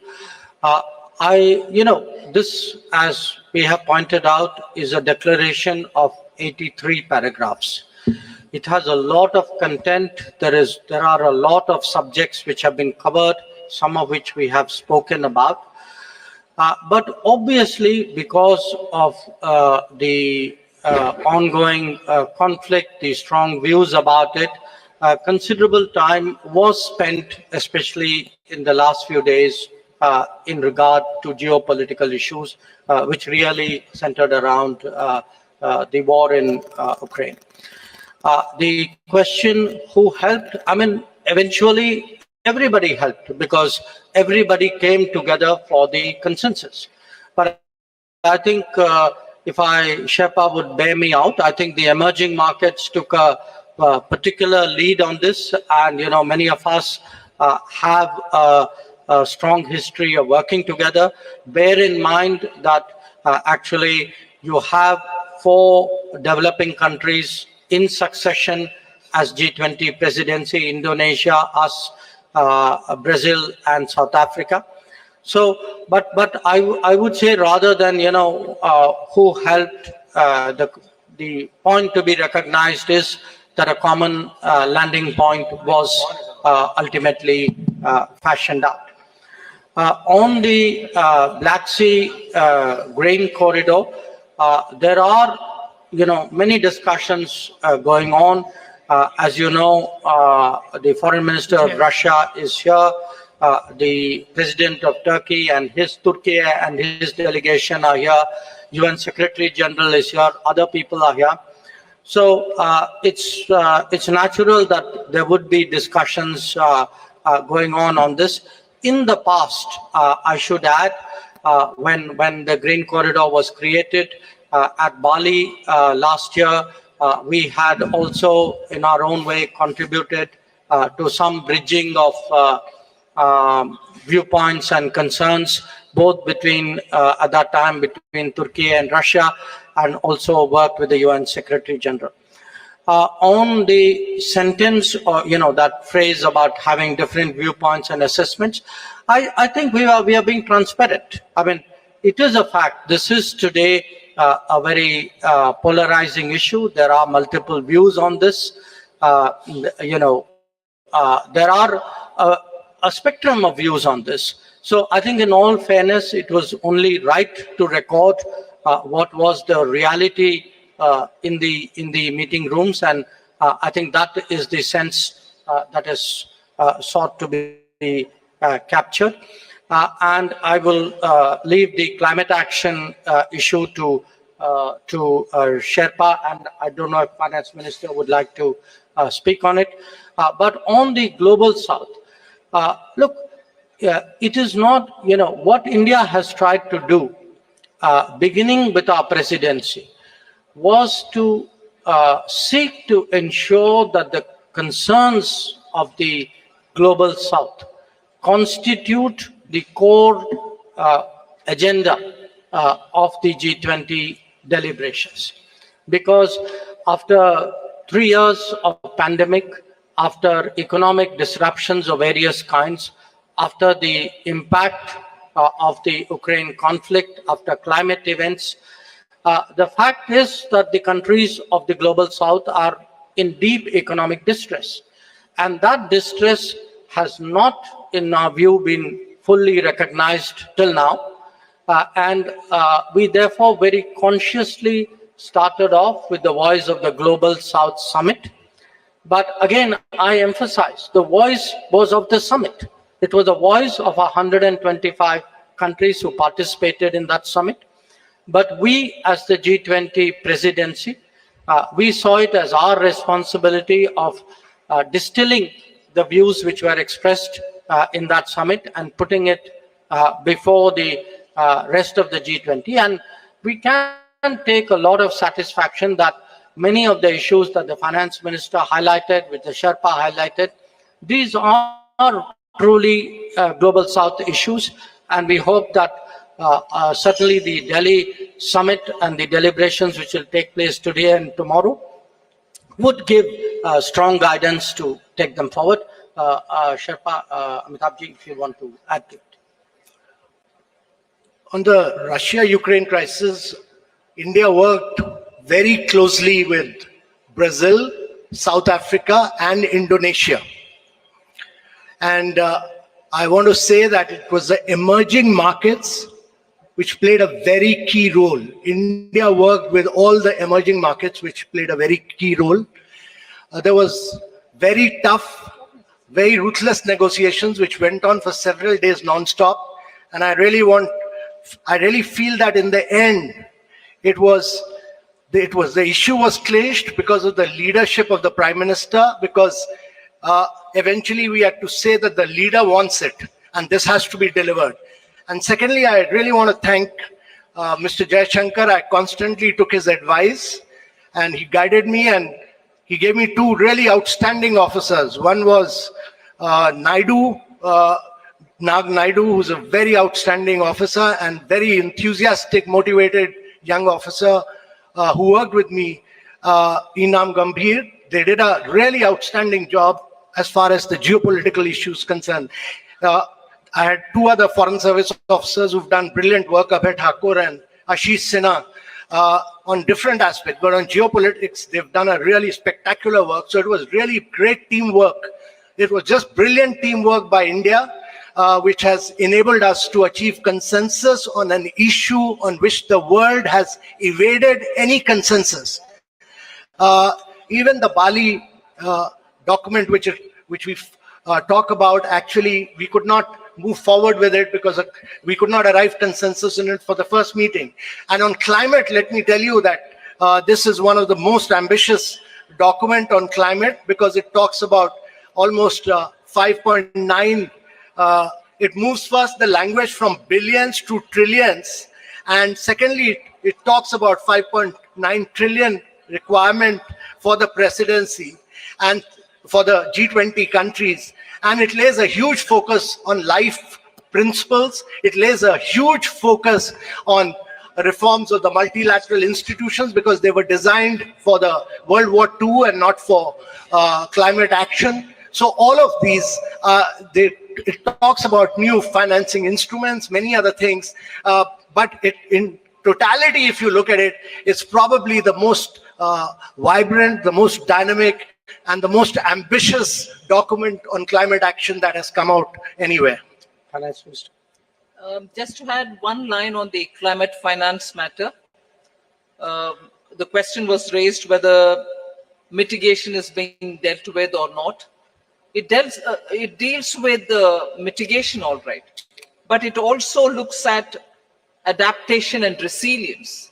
I think now the debate on climate finance is also moving much more into resilience, whether it is infrastructure or planning for it or funding. Resilience takes precedence. That is one. And second, country-specific solutions are now going to be possible. It's not going to be one size fits all. The problem of each country, particularly on climate, is so different from one another. So this Delhi declaration and also the discussions which were held during India presidency has focused on that. And thirdly, pricing and non-pricing tools are also now available for countries to adopt. It is not just going to be price it if it is carbon intensive and forget the others. countries do demand pricing as one of the tools, but non-pricing solutions are also going to be a lot more friendlier to countries with different carbon emission levels. Thank you. Thank you. I'll open there's a lady here. Yeah, please. It's okay. No, ma'am, the microphone's already there. Yeah, go ahead, ma'am. You have the microphone.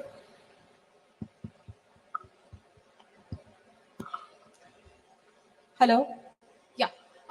Good evening to the panel. This is Priyashmita. I'm from Informist Media. My question is directed to ma'am. That is, now that there is a global acceptance of the fact, or at least a G20 acceptance of the fact regarding food and energy security, what is the immediate ramification on inflation and growth forecast, both domestically and globally, that you see? Thank you. Well, globally, I think it will have also. Ma'am, we can take questions together. Okay. Yeah, gentleman there. Yeah, you. The gentleman there who's put his hand up, if you could give the microphone to him. Yeah, thank you. No, not him, not him. I'll come to you, sir. I'll come to you in a minute. Person in front of you. Hold on there at the back. Yes, sir, you go ahead. You had the floor. Yeah, go ahead. No, not you, sir. Okay, since you have the microphone, go ahead. Go ahead. I don't want to waste time. Go ahead. Hi, Stephen Borwick of Nikkei Asia. My question is for Foreign Minister Jaishankar.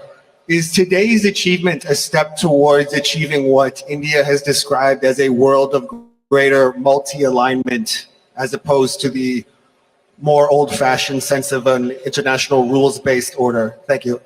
Yes, sir. You have the microphone. Go ahead. Is the microphone on? Yeah. Thank you very much. I just wanted Minister Please introduce yourself. Dr. Wael Awad from Sana, correspondent in India. Mr. Jaishankar, Honorable Minister, when you talked of the counter-terrorism measure, how serious was the members of the G20 in fighting terrorism together? Thank you. Yes, ma'am. You had a hand up quite someone. Yes, you right here, second row.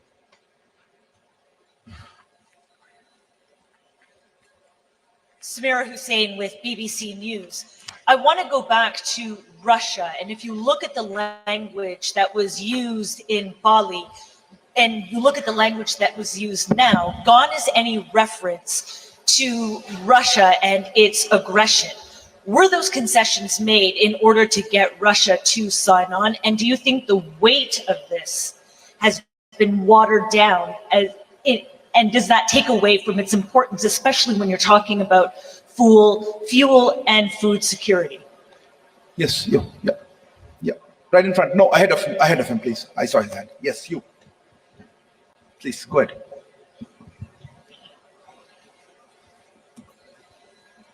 Hello. Yeah, sir, Rishikesh from the Press Trust of India. Everyone must surprised by this outcome. My question is that the personal bonding of PM Modi with President Biden and Russian President Putin, what was their contribution to bring this declaration? And did you have one question or two questions? One more. There was a lady gentleman. Yeah, sitting there. Yeah, behind you. Yeah, Pranay, go ahead. Sir, Pranay Upadhyay, who's Z News se. I'm from Z News. My question is this: that the inclusion of African Union in G20, it has been done in a record time, because in June the Prime Minister. इसमें शामिल है. क्या कुछ इसके पीछे हुआ? India ने इसमें कितना इन्वेस्ट किया इसकी लॉबिंग के लिए या इस प्रयास के लिए? थोड़ा अगर आप इस बारे में साझा कर सकें. India has made in this direction. Maybe Finance Minister would like to. On the inflation question, globally, of course, it's going to have an impact the moment it is executed. The understanding is executed and the grain movements start from Russia and from Ukraine. So particularly countries which have been hard pressed, which have originally and for a very long time depended on grains coming from these two countries, are now waiting to have that back again. As a result, I think it will cool off inflation, particularly in food grains. Domestically, we've had very little grains coming in. except for edible oil, particularly sunflower oil, our imports have not been so much dependent on these countries. There are times when we've brought in extra edible oil, and therefore to that extent, yes, it will certainly have an impact on domestic inflation as well. But largely, India's domestic inflation is affected by vagaries of the monsoon or supply side problems. Global impact is not as much as countries which are outside dependent on grains coming completely for their consumption from outside. If I could respond to the question whether this is a world of monthly alignment. I mean, first of all, when we are talking about G20, let us remember that this is a forum for international economic cooperation. Its primary focus is on economic growth and development. And in a way, the G20 itself is a reflection of multipolarity. The fact that there was, in a way, the salience of G7 was a decade ago replaced by the salience of the G20. I think that itself was a statement. Now, what you see before you in terms of the leaders' declaration and the discussions that are going on are obviously discussions among a very broad, very diverse range of countries at different levels of economic development, whose economic and social, cultural composition is quite different from each other. So I think in that sense, it's quite reasonable to assume that there is a certain there's a spectrum of views and interests out here which we have tried to harmonize to produce the declaration. The question on counter-terrorism, what happens? I would draw your attention to paragraphs 74 and 75 of the leaders' declaration. 75 speaks about the role of the FATF because clearly the financing of terrorism is a very strong concern which the entire international community, not just the G20, shares. The 74 deals with illicit trafficking and diversion of small arms and light weapons. So I think these are concerns. So within the G20, I think these conversations are quite helpful. But obviously, in terms of policy action, they will be carried into their particular mechanisms and forums which focus on the issue. With regard to the to the comparison with the Bali declaration, I would only say Bali was Bali and New Delhi is New Delhi. I mean, Bali was a year ago. The context, the situation was different. Many things have happened since then. And in fact, if you see in the geopolitical segment of the leaders' declaration, there are in totality 8 paragraphs, 7 of which actually focus on the Ukraine issue. And many of them highlight problems which are of great contemporary significance. I mean, including the efforts of the Istanbul agreements, the concerns about unimpeded deliveries of grain, foodstuff, and fertilizers, the issues of attacks on the relevant infrastructure. So I think it's, one should not have a theological view of this. I think the New Delhi Declaration responds to the situation and concerns as it is today, just as the Bali Declaration did in a situation which was there a year ago. And finally, with regard to the your question was about PM's personal bonding. Today, in fact, not just today, yesterday, and in some cases at the Jakarta East Asia Summit as well, where the Prime Minister was there. Prime Minister did speak to a number of his counterparts with regard to what was under discussion at this summit. So it is the responsibility of the Sherpa and of the ministers to put together the multiple strands and harmonize it into a document. But at the end of the day, I mean, I obviously do not want to go into very specific details, but at the end of the day, there are always, gaps and issues and viewpoints. And I think today, especially Prime Minister's talking to a number of leaders during the day, his meetings yesterday with some of them, with others during the Jakarta meeting of the ES, I think were all very, very influential, or I would say almost determining in producing an outcome. और जो आखिरी सवाल जो आपका था, the last question that you asked about African Union's union, the momentum was very quick. एक याद दिलाना चाहता हूं कि जो बाली समिट के दौरान, बाली के समिट के अंत में जो उस समय अफ्रीकन यूनियन के अध्यक्ष जो थे, सेनेगल के राष्ट्रपति थे मैकी सॉल, तो वो उस समय प्रधानमंत्री और इंडोनेशिया के राष्ट्रपति के पास आए और उनकी शिकायत थी कि G20 की सदस्यता के बारे में जो अफ्रीकन यूनियन का जो हक जो बनता है उस पर बिल्कुल चर्चा नहीं हुई। तो उस समय प्रधानमंत्री जी ने उनको आश्वासन दिया था कि भारत के that point in time that under G20 presidency it will certainly be done, and this is the guarantee of Modi, and you have seen that he has delivered this assurance that he had made, and during BRICS summit the Magnus the then president came to the prime minister and said that you had he reminded him that you had assured us and you really impacted it.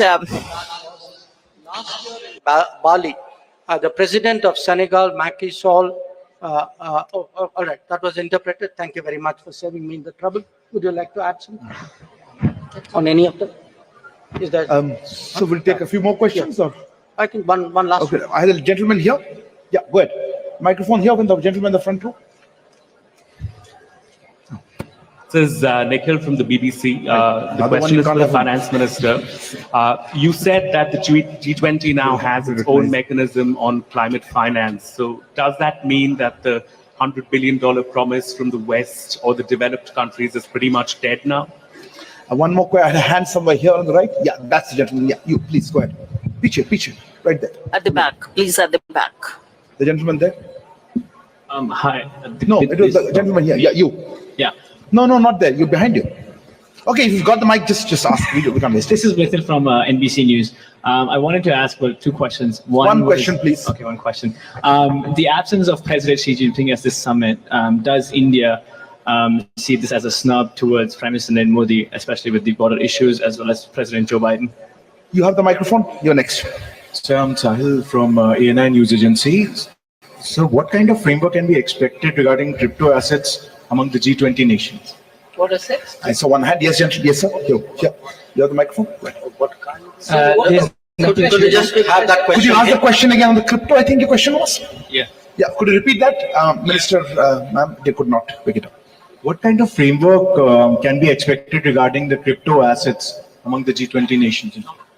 Crypto assets. And in addition to that, ma'am, supplementary question that since we have a consensus on making common framework on crypto assets, and G20 presidency will work with FSBC and what is IMF the question, please? But the joint report of FSBC and IMF says that banning a blanket ban on crypto assets is not a solution. So my question is that is there a consensus on just to regulate it or ban it completely? Okay. You, last question. This is Matu Shiri from Climate Home News. You said this is the most ambitious document ever on climate, but India was pursuing an expanded language on phasing down fossil fuels, while the final declaration basically goes back to just phasing down coal. Are you disappointed with this outcome? So I think we're running out of time, and I'll close here with that. I do think we're out of time. So I think we're running out of time, and I will hand over the floor to ma'am. I'll start with the crypto. Well, it's really heartening that you've gone through the report. But the point is, the FSB's report and the IMF's report, FSB's concentrated more on the regulation, and IMF's looked at the macroeconomic implications. So the synthesis paper is something which the G20 membership will go through in detail. There is one more meeting under our presidency for the finance track in Marrakesh. I remember with great sense of responsibility and sorrow the earthquake which has happened very close to Marrakesh. I hope the people of Morocco are in a position to take on, and I was glad to hear the Prime Minister during this session in the morning that India stands with Morocco and we will be ready to do any assistance that the government of Morocco would desire us to do. So with that said, with a heavy heart, the next meeting was scheduled for Marrakesh, and there the FSB report and the IMF, which is the synthesis report, will be discussed, and the materials are all already available in public domain. So it is for the membership to take a call as to how it wants to move on it. A framework or a template, whatever be it. I don't think we've given it a name as yet.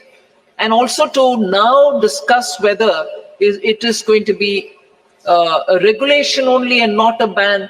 I'm not getting into that debate. It is the reports, the synthesis, and also the early IMF report, both of which have been discussed. You're right in saying this report says this. It's up to the G20 membership to take a call on how it wants to move forward. And that you'll get to know more during the autumn meet of the World Bank. There was a question on climate finance. I don't think it is a question of, are you writing off this 100 billion which was promised earlier, and now that you've come up with a newer way of the funding climate? I don't think it is this or that. Whatever trickle had come earlier of the 100 billion, or what it can come now through the private partnership or bringing in philanthropy or anything else, can keep going on that. But the fact remains that now the larger discussion has brought in very many more elements of how to finance. So both will have its own role to play, because climate issues attain great sense of urgency. Would you like to speak on? So on the fossil fuel, I'll like to say that if you read through the entire document, it's very, very ambitious. First of all, for the first time, G20 has talked about tripling of renewable energy capacity by 2030 globally. Secondly, this is the first document which talks about, which has very huge focus on fossil subsidies. And thirdly, this is the first time that there is a huge focus on billions to trillions of dollars in climate finance. There is a huge focus on Global Biofuel Alliance, which will be launched today. There's a huge focus on green hydrogen, and also there's a massive focus on energy resource efficiency and circular economy industry coalition. And there's a focus on, to my mind, very huge focus on, the document is actually a very, very strong focus on lifestyle for environment, which is life, which the Prime Minister has initiated. And several studies have said that it can lead to 20%. An IEA study has said that it can lead to 20% reduction in greenhouse emissions. So huge focus on climate action. So let me conclude with the last question, which is the levels of participation. I think it's for every country to decide at what level they would be represented. I don't think one should overly read meanings into it. What I think is important is what is the position which that country has taken how much that country has contributed to the deliberations and the outcomes. And I would say here that, all the G20 members, and since the question was asked specifically about China, I would say China as well, that China was very supportive of the various outcomes, and it is only because the members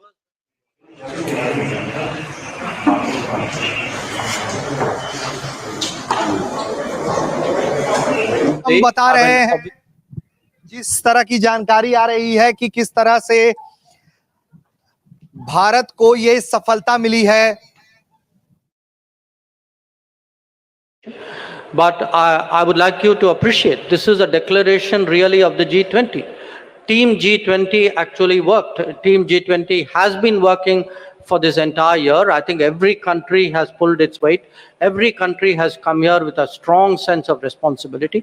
And let me finally take the occasion to also underline that, we have a lot of colleagues in India. There are ministries and ministers and officials who in their ministerial tracks, because broadly the way it is organized, finance minister and her senior officials, manage the finance track. Sherpa manages the Sherpa track with the support of others. But there are a number of other ministerial tracks, and I think each one of them did their meetings, produced their outcomes. And I think their contribution, in a sense, Team India contribution, if you would, I think also deserves to be recognized.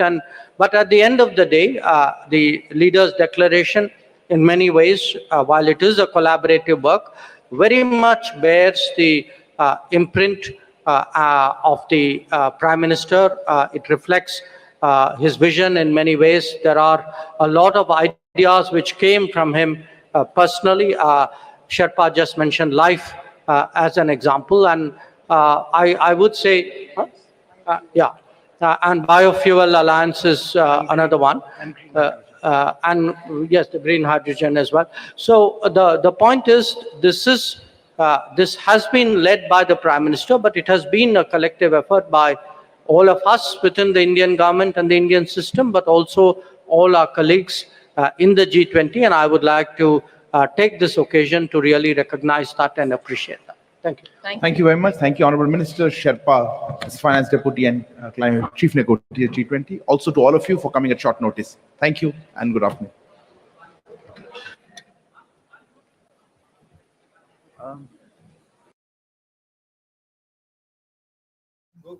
तो इस तरह से हम आपको बता रहे हैं कि भारत को एक बड़ी सफलता मिली है. रशिया को लेकर जिस तरीके से आउटब्रेक का इंतजार था, उसकी जानकारी जो सामने आ रही है, वो जानकारी ये है कि अब भारत जो है एक बड़ी सफलता की तरफ बढ़ चला है. और इसके पीछे का जो कारण बताया जा रहा है, वो है दो बड़े अधिकारियों ने इसके पीछे काम किया. विदेश मंत्री एस जयशंकर ने बताया है कि जिस तरह से प्रधानमंत्री के नेतृत्व में ये काम हुआ है, उसका ये बड़ी सफलता मिली है. और ये कैसे अंजाम दिया गया है, इसकी जानकारी हम जो है वो आपको बताएंगे. हमारे साथ सीधे अब हमारे संवाददाता वहां से जुड़ेंगे और हम अब उसकी तरफ बढ़ चलेंगे और बात करेंगे, समझने की कोशिश करेंगे इस केस को कि किस तरीके से इंडिया को ये बड़ा अचीवमेंट मिला है. ये बड़ी उपलब्धि है भारत की, बहुत बहुत बहुत बड़ी उपलब्धि है, जहां तमाम देशों को जो है ये उपलब्धि मिली है और तमाम देशों ने एक साथ भारत के इस बयान पर सहमति व्यक्त की है. तो कुल मिलाकर देखा जाए तो भारत को एक बड़ी कामयाबी मिली है. पहले ही दिन G20 बैठक की अप्रत्याशित जीत के कैटेगरी में इसे माना जाए, अप्रत्याशित जीत जो नसीब हुई है भारत को, उसके पीछे की मेहनत की कहानी बेहद दिलचस्प है, बेहद हैरान करने वाली है.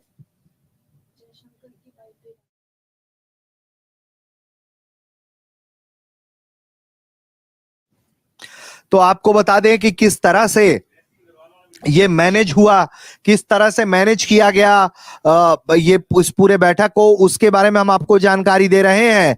दरअसल हुआ यूं कि भारत ने जितने डेवलपिंग नेशन थे उनके साथ बातचीत की, जो एक बड़ा ग्लोबल मार्केट हो सकते हैं, उनसे बातचीत की और उन पर बातचीत करके उनसे ये कोशिश की गई, ये दबाव बनाने की कोशिश की गई उनके जरिए कि जो डेवलप्ड नेशन है वो उनकी बात सुने। इसमें इंडोनेशिया, साउथ अफ्रीका, ब्राजील जैसे देश शामिल रहे, जो इसके पीछे एक मददगार की भूमिका के तौर पर सामने निकल कर आए हैं और इससे उन्हें बड़ी फायदा मिली, ताकि निगोशिएशन जो था वो बहुत लगातार चलती रही, लगातार निगोशिएशन होती रही और अंतिम में अंजाम ये हुआ कि भारत को एक बड़ी जीत मिल गई।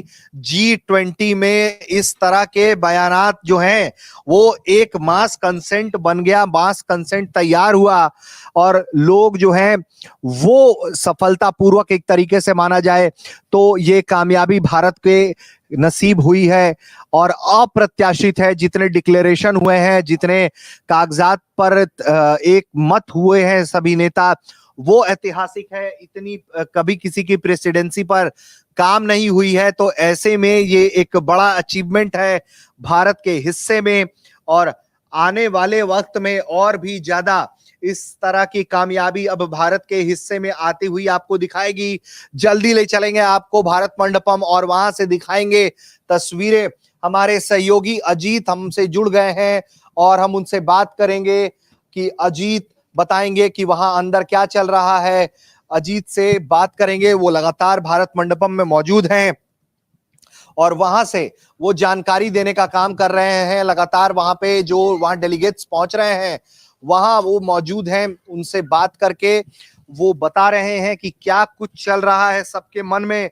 सारा जो डेलीगेशन है वो क्या कुछ कर रहा है। हमारे सहयोगी अजीत से अब हम बात करेंगे, हमारे साथ जुड़ गए हैं। बस कुछ ही पलों में आपको हम वो तस्वीर दिखाने जा रहे हैं। अजीत जो जुड़ गए हैं हमारे साथ। और अजीत, क्या आप हमें सुन पा रहे हैं?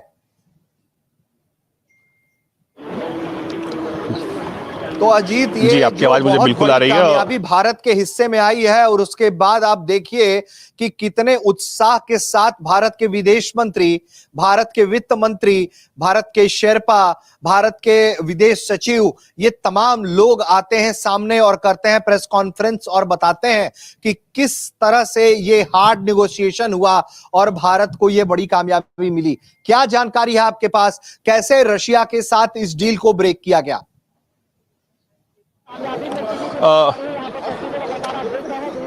देखिए, रशिया के साथ मिलकर इस डील को ब्रेक करने के लेकर जो शेरपा अमिताभ कांत हैं, उन्होंने बाकायदा फॉरेन अफेयर्स, फॉरेन मिनिस्ट्री के 2 अफसरों को धन्यवाद दिया। साथ ही साथ उन्होंने प्रधानमंत्री नरेंद्र मोदी का धन्यवाद किया।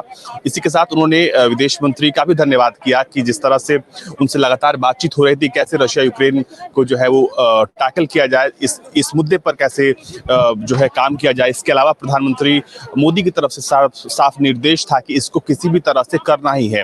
ऐसे में फॉरेन अफेयर्स मिनिस्ट्री के 2 उन्होंने अफसरों के नाम भी लिए और उनको धन्यवाद किया कि ये जो 2 अफसर हैं उन्होंने इसमें बहुत बड़ी भूमिका निभाई है।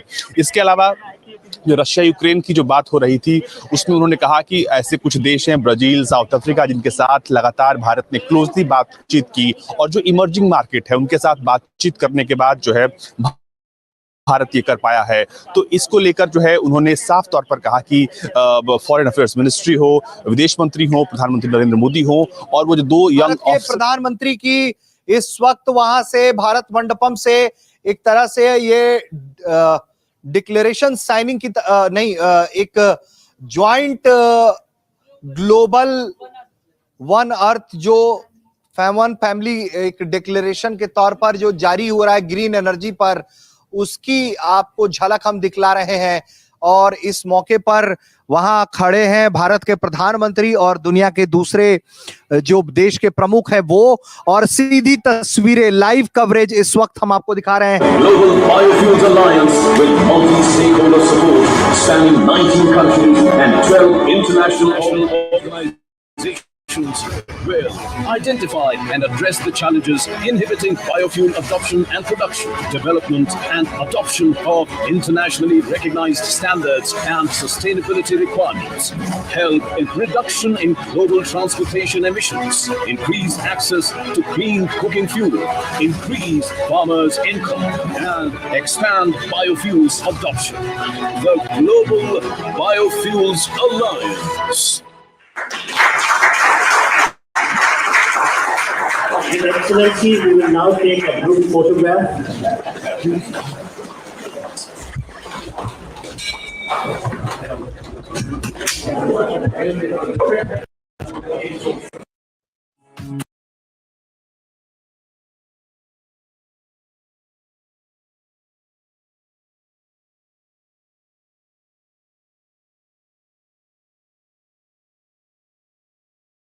तरह की जानकारी सामने आ रही है। वो हम बता दें कि हमारे सहयोगी अजीत हैं, हम उनसे एक बार बात करेंगे कि अजीत, ब्रिक्स में जब वो प्रधानमंत्री नरेंद्र मोदी से मिले थे,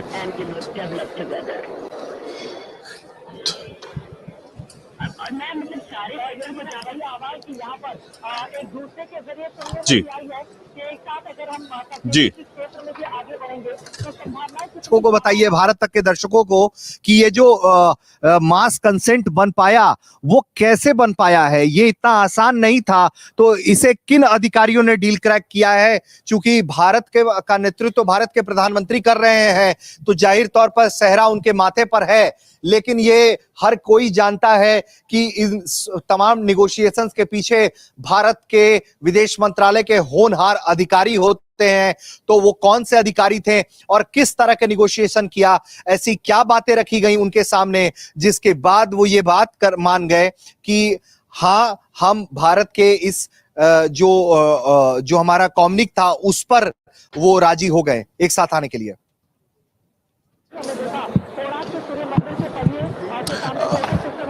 देखिए, इसमें विदेश मंत्रालय के जिन अफसरों का अहम योगदान है, उसको लेकर अमिताभ कांत, जो कि भारत के शेरपा हैं, उन्होंने उनका धन्यवाद किया है।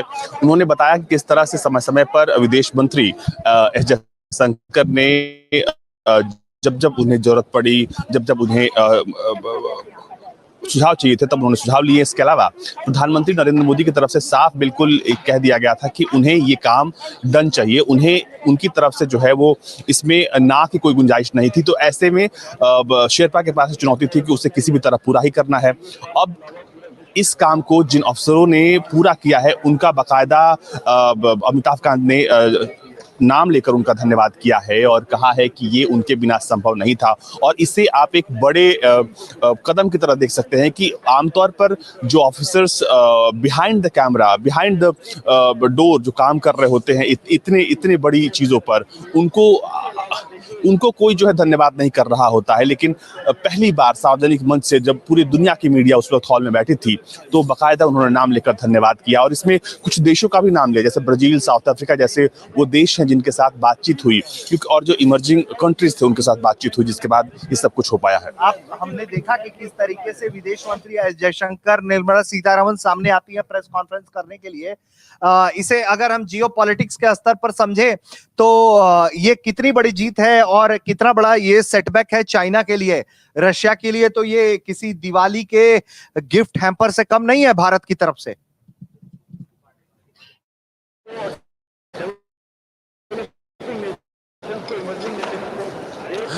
देखिए, यहाँ पर बहुत ही डिप्लोमेटिक जवाब थे इन तमाम सवालों के।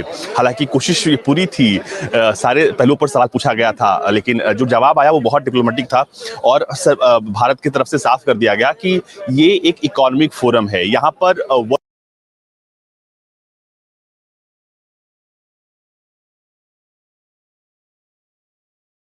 के मुद्दे पर, डेवलपमेंट के मुद्दे पर काम किया जाए, तो इन तमाम मुद्दों पर हर जगह सहमति है। तो इन मुद्दों के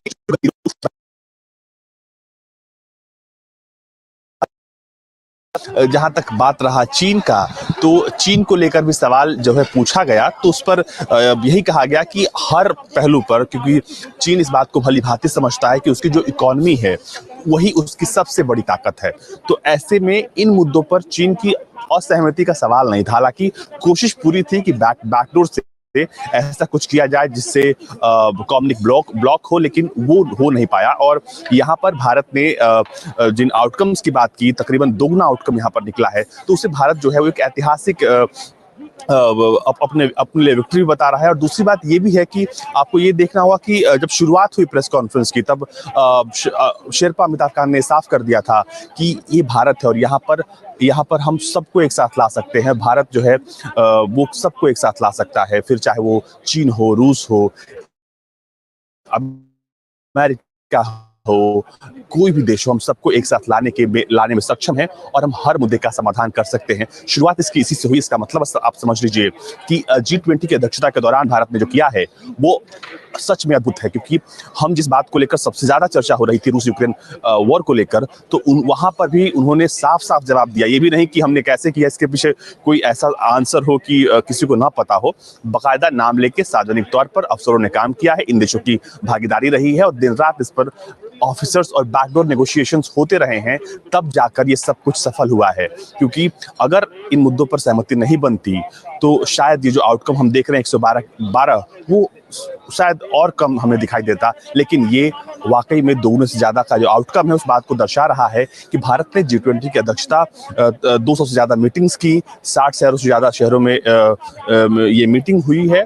तो कहीं ना कहीं इसका जो परिणाम है, आज जब फाइनल कह सकते हैं अग्नि परीक्षा जो थी उसमें भारत पास हुआ है। और G20 की अध्यक्षता के बाद ये जो प्रेस कॉन्फ्रेंस भी बहुत अहम थी।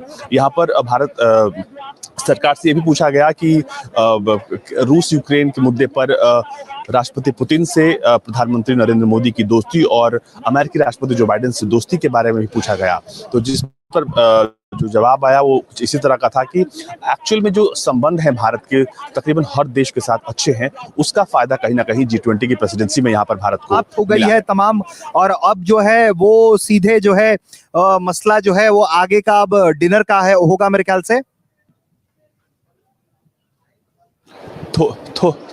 थोड़ी ही देर में एक जानकारी जो है वो दी जाएगी। क्योंकि यहाँ पर जितने भी होर्डिंग्स हैं, जो भी देखिए, अब प्रधानमंत्री नरेंद्र मोदी जो है वो मिडिल ईस्ट के देशों के साथ और यूरोप के साथ मिलकर एक बड़ा ऐलान करने जा रहे हैं। यहाँ पर partnership for global infrastructure and investment को बता दूं कि एक बड़ी खबर एक बड़ी खबर, अजीत आप हमारे साथ बने रहिएगा। दर्शकों को बताऊं कि एक बड़ी खबर आ रही है और यह बड़ी खबर है कि बहुत जल्द आपको ये तस्वीरें, अब देखिए, इंडिया मिडिल ईस्ट और यूरोप के साथ कनेक्टिविटी के लिए एक कॉरिडोर की शुरुआत करने जा रहा है और उसकी ये लाइव तस्वीरें हम आपको दिखा रहे हैं इस वक्त।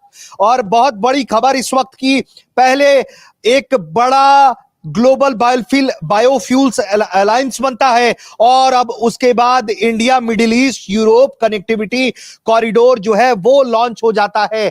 ये बहुत बड़ी जानकारी। और इसी कनेक्टिविटी, इसी कॉरिडोर के जरिए चाइना का BRI काउंटर होगा। इसी कॉरिडोर के जरिए भारत जो है अपना एक्सेलेंसीज, इस स्पेशल इवेंट में आप सबका हार्दिक स्वागत है। मेरे मित्र राष्ट्रपति बाइडेन के साथ इस इवेंट को को-चेयर करते हुए मुझे हार्दिक खुशी हो रही है। आज हम सब ने एक महत्वपूर्ण और ऐतिहासिक समझौता संपन्न होते हुए देखा है। आने वाले समय में यह भारत, पश्चिम एशिया और यूरोप के बीच इकोनॉमिक इंटीग्रेशन का प्रभावी माध्यम होगा। यह पूरे विश्व में कनेक्टिविटी और विकास को सस्टेनेबल दिशा प्रदान करेगा। मैं हिज एक्सेलेंसी राष्ट्रपति Biden, his royal highness crown prince and prime minister Mohammed bin Salman, his royal highness राष्ट्रपति Sheikh Mohammed bin Zayed, his excellency राष्ट्रपति Macron, His Excellency Chancellor Scholz, Her Excellency प्रधानमंत्री मेलोनी और Her Excellency president von der Leyen, इन सबको इस initiative के लिए मैं बहुत बहुत बधाई देता हूं। फ्रेंड्स, मजबूत कनेक्टिविटी और इंफ्रास्ट्रक्चर मानव सभ्यता के विकास का मूल आधार है। भारत ने अपनी विकास यात्रा में इस विषय को सर्वोच्च प्राथमिकता दी है। फिजिकल इंफ्रास्ट्रक्चर के साथ साथ सोशल, डिजिटल तथा फाइनेंशियल इंफ्रास्ट्रक्चर में अभूतपूर्व पैमाने पर निवेश हो रहा है। इससे हम एक विकसित भारत की मजबूत नींव रख रहे हैं। हमने ग्लोबल साउथ के अनेक देशों में एक विश्वसनीय पार्टनर के रूप में energy, railway, water, technology parks जैसे क्षेत्रों में इंफ्रास्ट्रक्चर प्रोजेक्ट्स इंप्लीमेंट किए हैं। इन प्रयासों में हमने डिमांड ड्रिवन और ट्रांसपेरेंट अप्रोच पर विशेष रूप से बल दिया है। पीजीआईआई के माध्यम से हम ग्लोबल साउथ के देशों में इंफ्रास्ट्रक्चर गैप को कम करने में महत्वपूर्ण योगदान दे सकते हैं।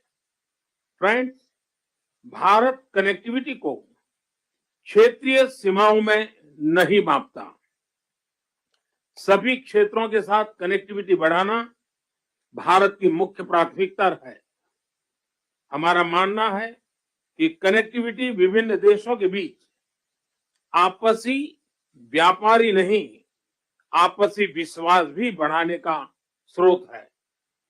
कनेक्टिविटी इनिशिएटिव्स को प्रमोट करते हुए कुछ मूलभूत सिद्धांतों का सुनिश्चित किया जाना महत्वपूर्ण है, जैसे अंतर्राष्ट्रीय नॉर्म्स, रूल्स तथा लॉज का पालन, सभी देशों की संप्रभुता और क्षेत्रीय अखंडता का सम्मान, डेट बर्डन की जगह फाइनेंशियल वायबिलिटी को बढ़ावा देना और पर्यावरण के सभी मापदंडों का पालन करना। आज जब हम कनेक्टिविटी का इतना बड़ा इनिशिएटिव ले रहे हैं, तब हम आने वाली पीढ़ियों के सपनों के विस्तार के बीज बो रहे हैं। मैं इस ऐतिहासिक अवसर पर सभी लीडर्स को मैं बहुत बहुत शुभकामनाएं देता हूं और सबका बहुत बहुत धन्यवाद करता हूं। Thank you, sir.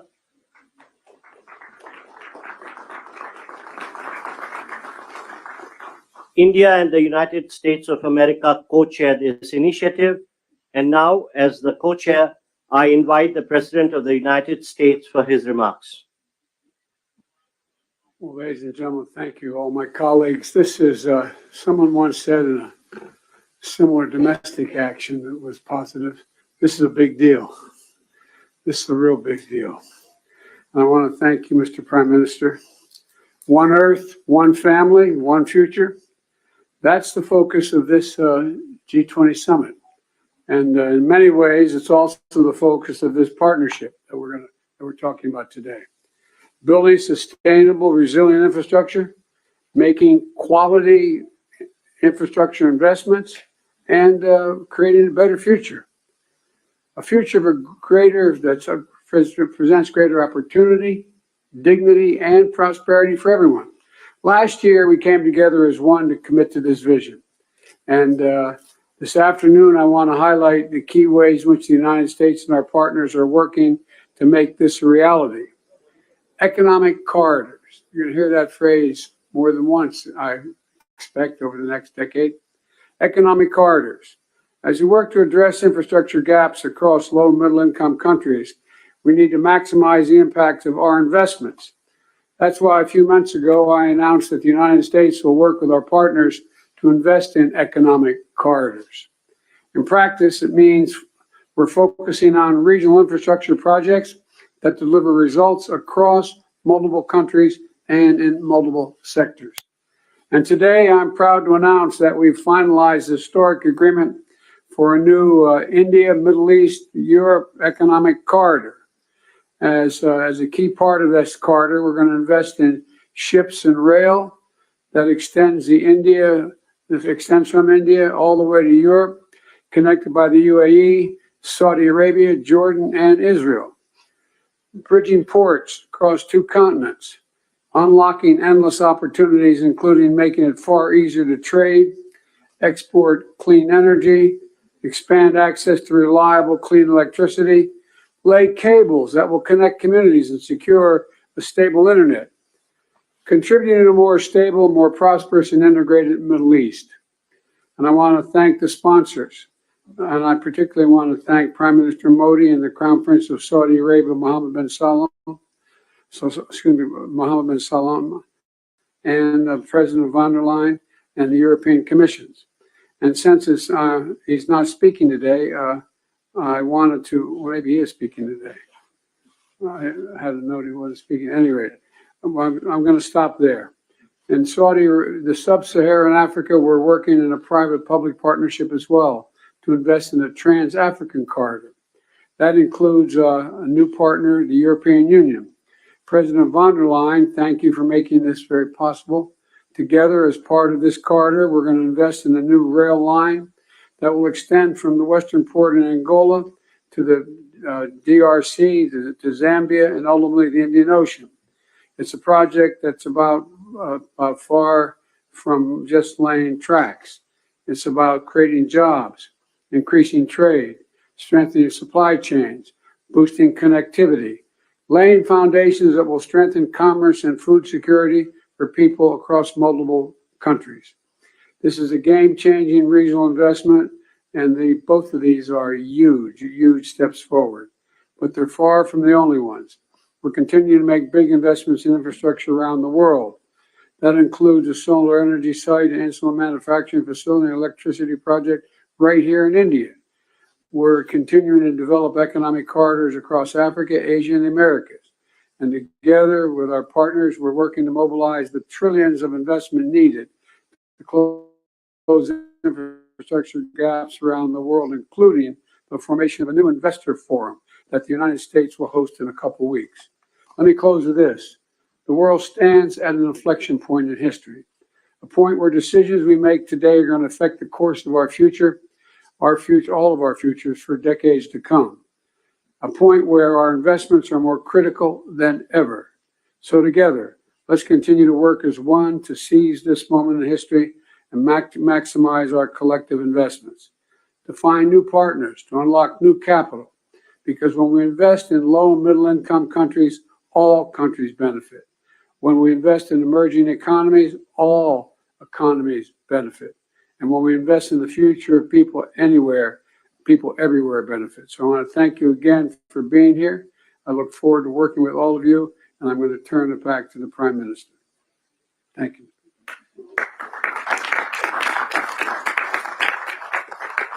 Thank you, Excellency.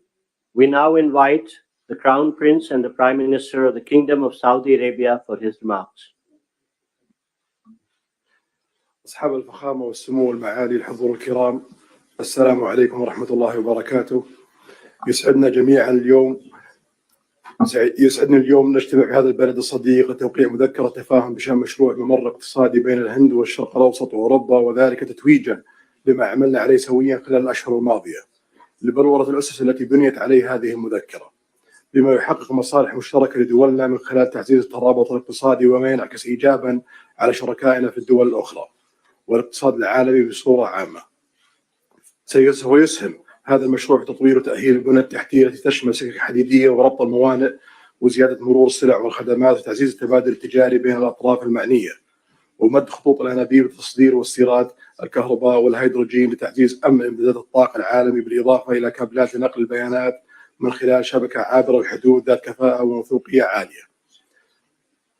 كما تدعم هذه المذكرة جهود تطوير الطاقة النظيفة، وسيساهم تنفيذها في توليد فرص عمل جديدة ونوعية ومكاسب طويلة الأمد على امتداد ممرات العبور لجميع الأطراف. الحضور الكرام، أن تحقيق ما اتفقنا عليه في هذه المذكرة يتطلب الاستمرار في الجهود التي بذلناها والبدء الفوري في تطوير الآليات اللازمة لتنفيذها وفق الإطار الزمني الذي تم الاتفاق عليه. In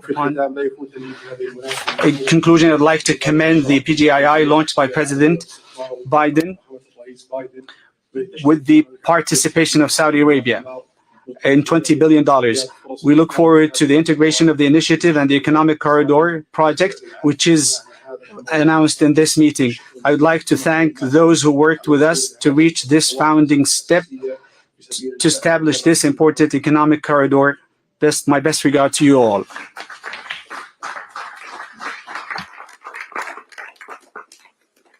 Thank you, Your Highness. May I now invite the President of the European Commission for her remarks, please. Your Highnesses, Excellencies, it's been 2 years since we launched PGII, a joint vision by the world's leading economies to invest in the infrastructure that low and middle income countries need. And 2 years on, more large-scale projects are seeing the light, and we are presenting 2 of them today.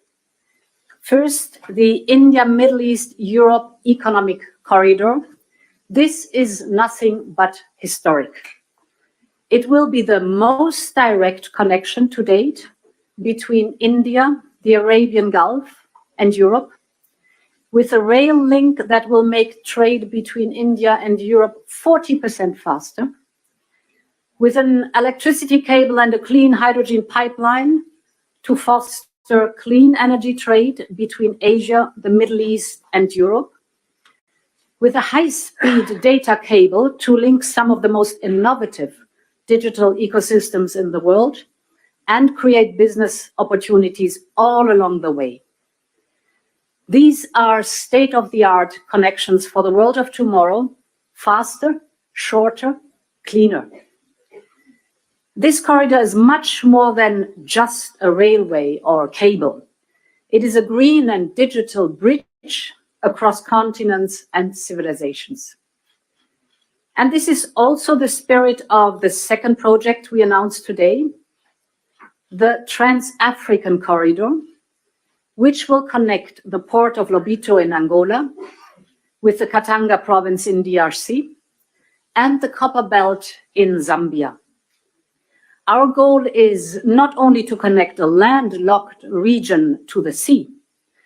Our partnership will also invest in local value chains, in clean energy, and in skills for the local workforce. This is the spirit of PGII. It is a whole new approach to large infrastructure investment. It is about shared prosperity. It is about real benefits for all partners. Thank you.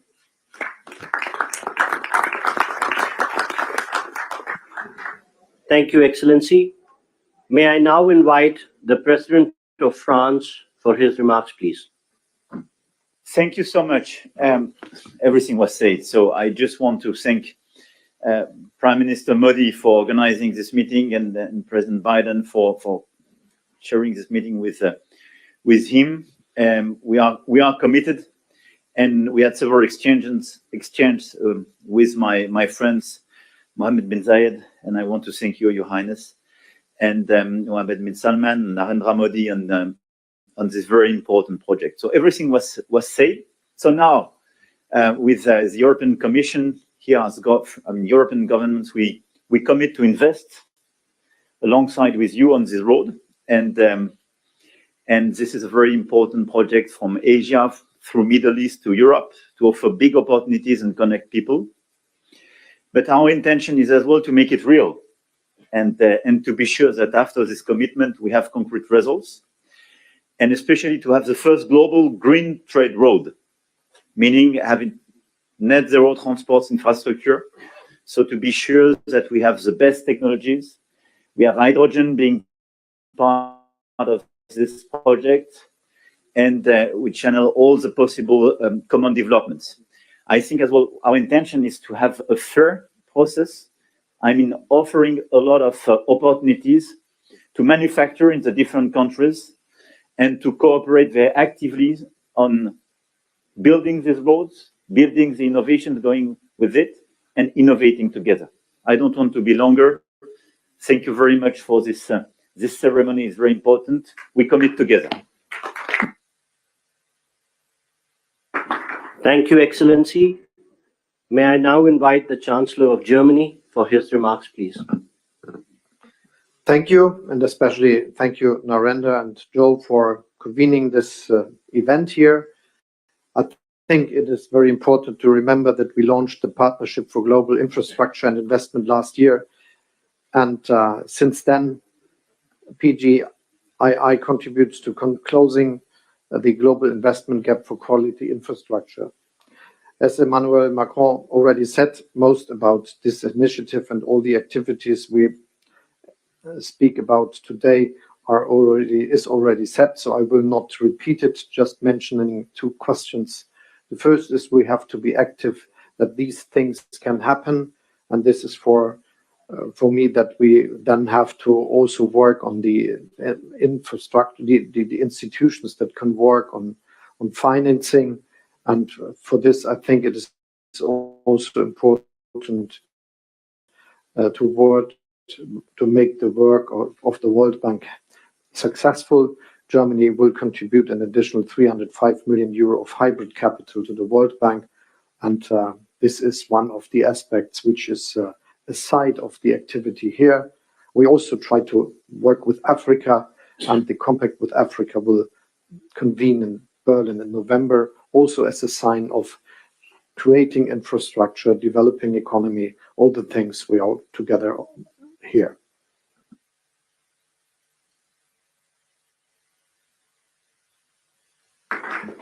Thank you, Excellency. May I now invite the Prime Minister of Japan for his remarks, please. はい、ありがとうございます。PGII に関するサイドイベント。 The holding of this side event on Partnership for Global Infrastructure and Investment. On the occasion of the G7 Hiroshima Summit in May this year, as the G7 chair, Japan hosted a PGII meeting inviting private businesses for the first time, which was attended by leaders of G7 and partner countries. Japan is delivering various transport infrastructure development projects, including the construction of Delhi Metro here in the city to support economic development of partner countries. Going forward, we want to take this effort a step further to expand the scope of cooperation to wider areas, including supply chains, to link people together by strengthening connectivity. We also intend to work on building industrial value chains in the whole of Bay of Bengal. The Road Network Connectivity Improvement Plan and other northeastern regional development initiatives in India will be organically linked with the Bay of Bengal Industrial Growth Belt Initiative, or a Big B, that we are working on with Bangladesh.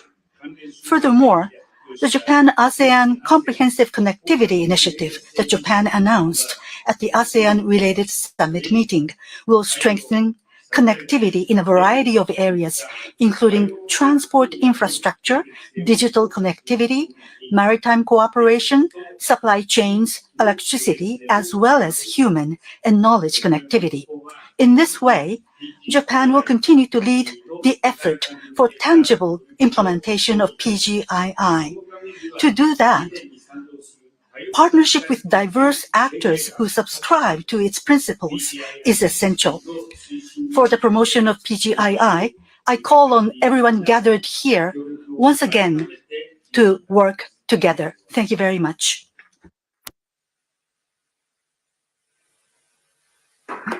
Thank you, Excellency. May I now invite the Prime Minister of Italy for her remarks.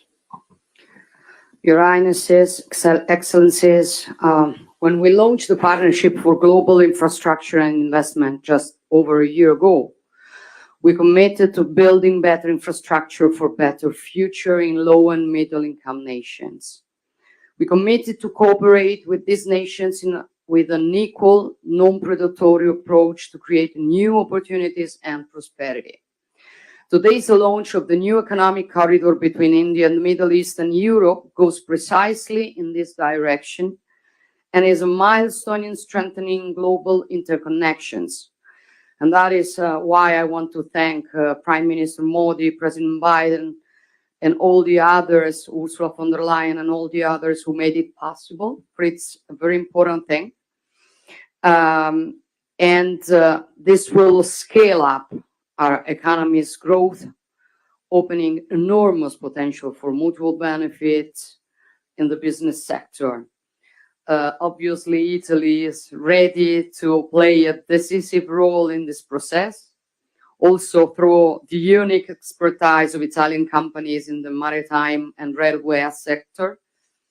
And we want to contribute in building bridges between the Mediterranean and the Indo-Pacific, also in the fields of energy and digital connectivity via Africa and the Arabian Gulf. In the energy sector, we can work in different fields, including the production and transport of green hydrogen from the Middle East to the Mediterranean. We also support the European Commission on the Helmet project, a high voltage submarine electricity interconnection that will link Italy to Tunisia. We are working to strengthen digital connections critical for innovation and growth between the wider Mediterranean and Asia. Lurama, Raman, named after India's Nobel laureate in physics, Raman, will connect Europe with India and involves major companies such as Google and Team Sparkle. However, we also are aware that there's still too much to be done to narrow the infrastructure gap with low and middle income nations. And this is why we will continue work on the partnership for global infrastructure and investment during the Italian G7 presidency next year. Thank you. Thank you to everybody. Thank you, Excellency. Thank you, Your Highnesses and Your Excellencies, for launching the landmark India, Middle East, Europe Economic Corridor. I would request all media and officials to remain seated and standing in their places while the leaders depart. Excuse me for interrupting, but as we say in my body used to work, a point of personal privilege. I did not mention the Sheikh Mohammed of the UAE, but because I knew he wasn't speaking. But I do want to say thank you, thank you, thank you. I don't think we'd be here without you. Thank you.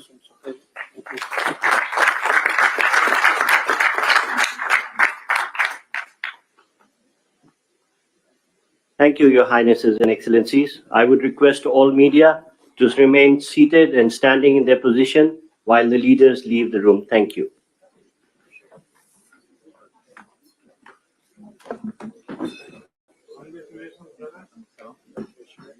Thank you again.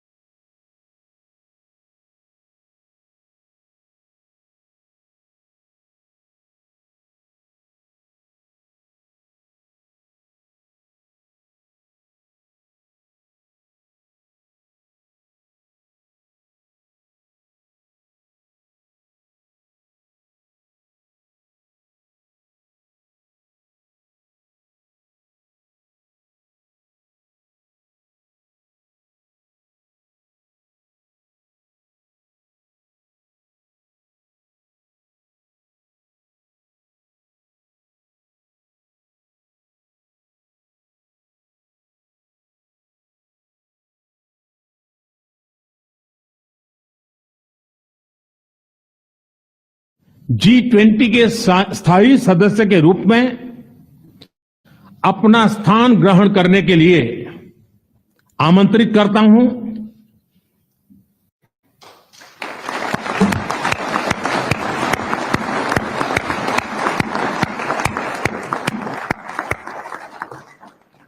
Excellency,